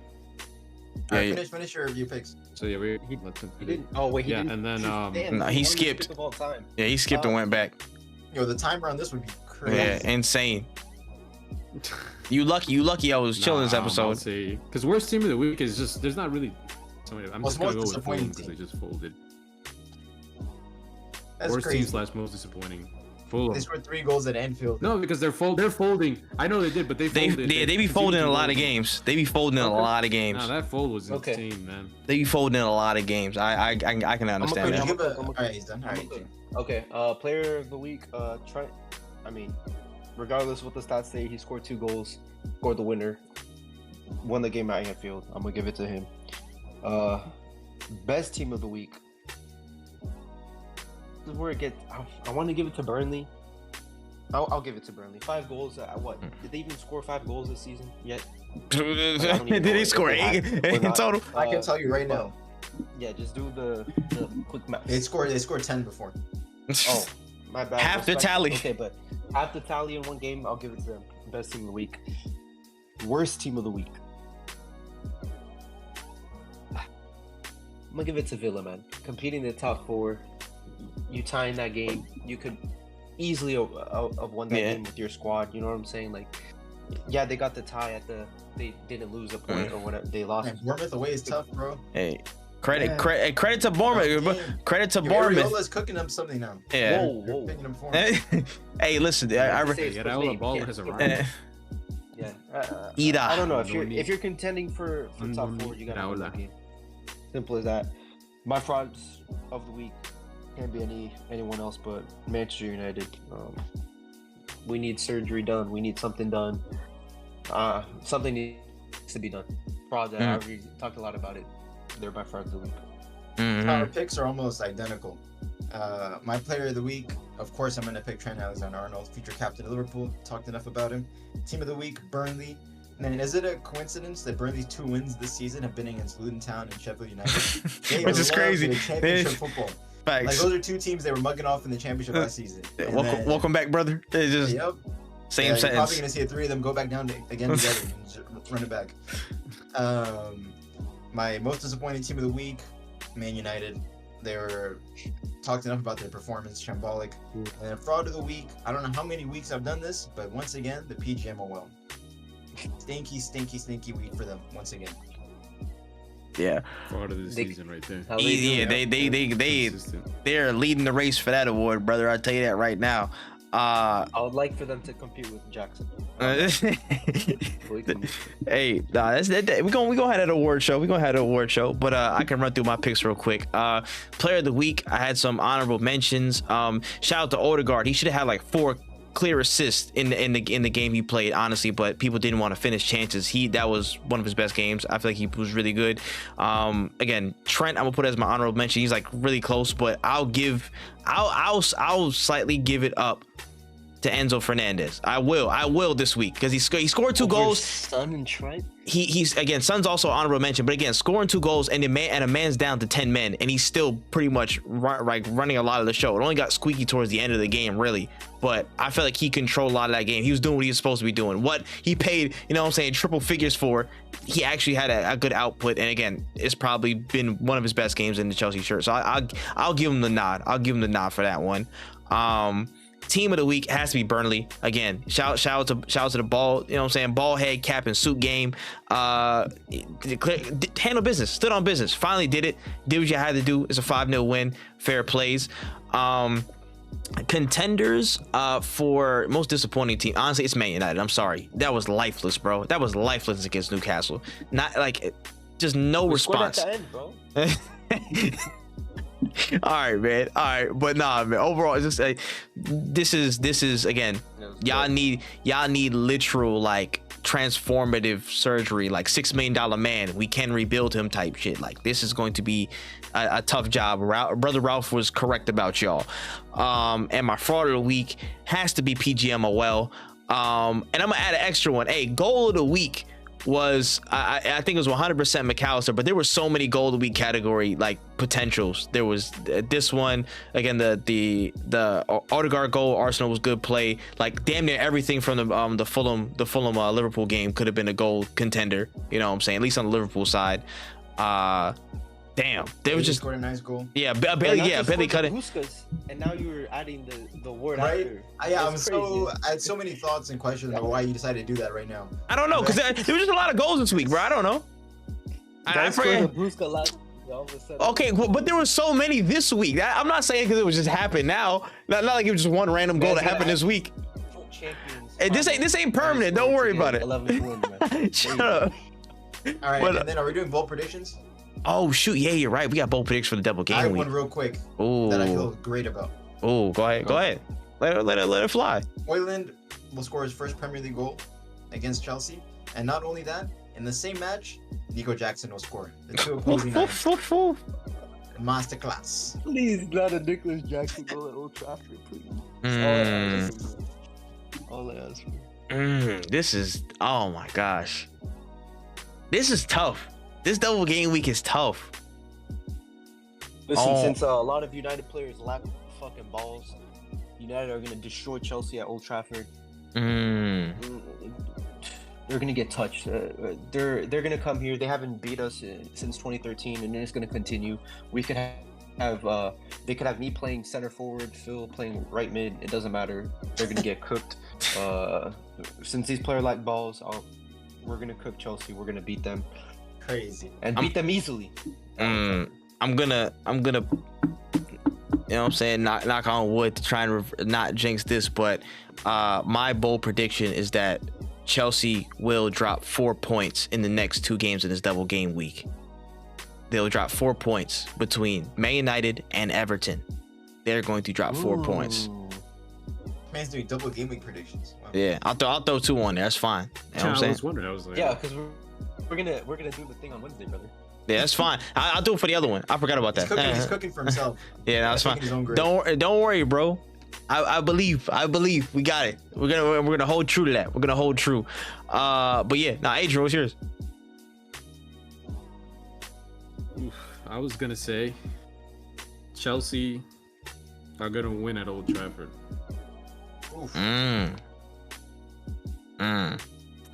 Interesting, man. Those two opposing predictions. Facts. The clash, man. The clash. I'll take it. Yeah, All right. Listen, if we lose to Chelsea at Old Trafford, I really don't know, man. I'm gonna tweet the draw. That's crazy. I think.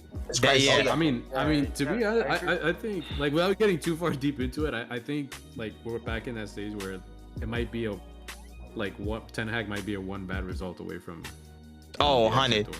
Again, if we lose to Chelsea, yeah, we're gonna. We didn't even go into it in depth, but if we lose to Chelsea, I mean, it all depends. Like, I doubt they'll do it right after because we play again on Saturday, like at home against Bournemouth. I mean, if we tie Bournemouth, that's the chance. That's a chance to. That'd be a chance for them to win, and then Ten Hag saves his job. Like, yeah, because like they won't like lose to Chelsea and then not sack 10 like they like. It was like the point of the season when everyone was against Bournemouth, you know? When the whole league was celebrating every time Ole got a win. Yeah, like, facts. Yes, like another week at least. Keep him in at the wheel, baby. Yeah. At the wheel. No, that's happened a few times this season. It's happened a few times. Like the Brentford game where McTominay scored twice. Yeah, if they lost that game, definitely. What a win! It was already definitely after, saved like, a him. couple losses. What a win, man! Amazing win. Listen, if we lose to Chelsea at Old Trafford, I really don't know what to do. Like, Big I really wager. want to say anything like my feelings would be more shattered than anything if I come with the clown face. If I Nah, you gotta do it. You gotta. Hey, I ain't gonna lie. You should do something wild. Like if they lose, you gotta do Michael Jackson moves and stuff in a TikTok and put it on the channel. Yeah. brother, like I said, my heart will be broken. With The the whole, Jackson shirt. you rock my world with the walk and just. You know what I'm saying? The whole joint. You would only have to. You don't have to do that. Jackson scores at Trafford. Oh Jackson man. scores and then does the Sue at Old Jackson Trafford. will score, man. That's the prediction. That's the He will score. prediction. That's the prediction. You know, I think I would rather No, us but lose. what if he scores and I does the Sue at Old Trafford? I think I'd rather us lose with I can see Nicholas the goal, Jackson too. not scoring than us like tying and Nicholas Jackson scoring. I can see the Jackson goal too, bro. Rebound from an Onana, wrist save. Oof. I can see it. Nah, that's I can't slow. wait. That's slow jogging Sui in the corner. Oh my lord, no man. The shush. That's- And That's next- pure like meme where that guy wakes up from that night, but he's like, oh, like Jackson. Jackson on Trafford. Bro, isn't that crazy though? Like about footy, bro. Like if United touch Chelsea, like I'm gonna be like higher than a freaking like heroin Yeah. addict. You know what I'm saying? Yeah, this is If we lose, this is- oh, Chase ain't here, but this is the Mud Brothers Derby, man. You gotta come out on top. So one person gotta survive. Next pod is gonna be crazy. Ooh, I can't wait. ooh, ooh. listen. Yeah, can't wait. the mid off. That's great. Oh, I might have to put a chase if we lose. Like I might. nah. Smith trying to skip town. You will Smith be trying here to skip no town. matter what. Nah, man, that's insane. Nah, I'll Insane. be here. I will be here. Oh, no matter what. dead. That's for Can sure. you imagine how unbearable Chase Taste would be if Chelsea? Oh my goodness, you would The thing not. is, if- You would even not hear if the they end of beat it. us, they're still gonna be 9th place, bro. That's not gonna Like, that's matter the to him. craziest part, all objectivity's out the window with them, bro. You know what time it is. You know the man chatted. Those guys chatted for 2 weeks straight because draw with us. If they beat you, like the amount of chat. Oh, I can't wait. You know how we love these London derbies too, man. It's gonna be Nah, for real. Oh, the thumbs up is back. roll. Whoa, what the? Oh, it's the iPad. It's the iPad. I Yo, see it. perfect That's way to what end it the is. pod. Nah, literally, man. Oh my Literally. God. I'm I dead. need that again, bro. Hey, Yo! No, but That's the- Chase is that's- finished. If that's you the guys divine are- intervention. please look at the video version, y'all. Do we even need to do closing notes for that? We just gonna leave it at that? No, we just gonna leave it at that, man. Listen, No, I y'all don't think so. go check the midweek. This go. is Yeah, my closing notes. insane. You heard it here first, man. Yanks Talk Ball. Go support us everywhere. We gonna see y'all in the midweek. It's gonna be a wild one. Peace, y'all.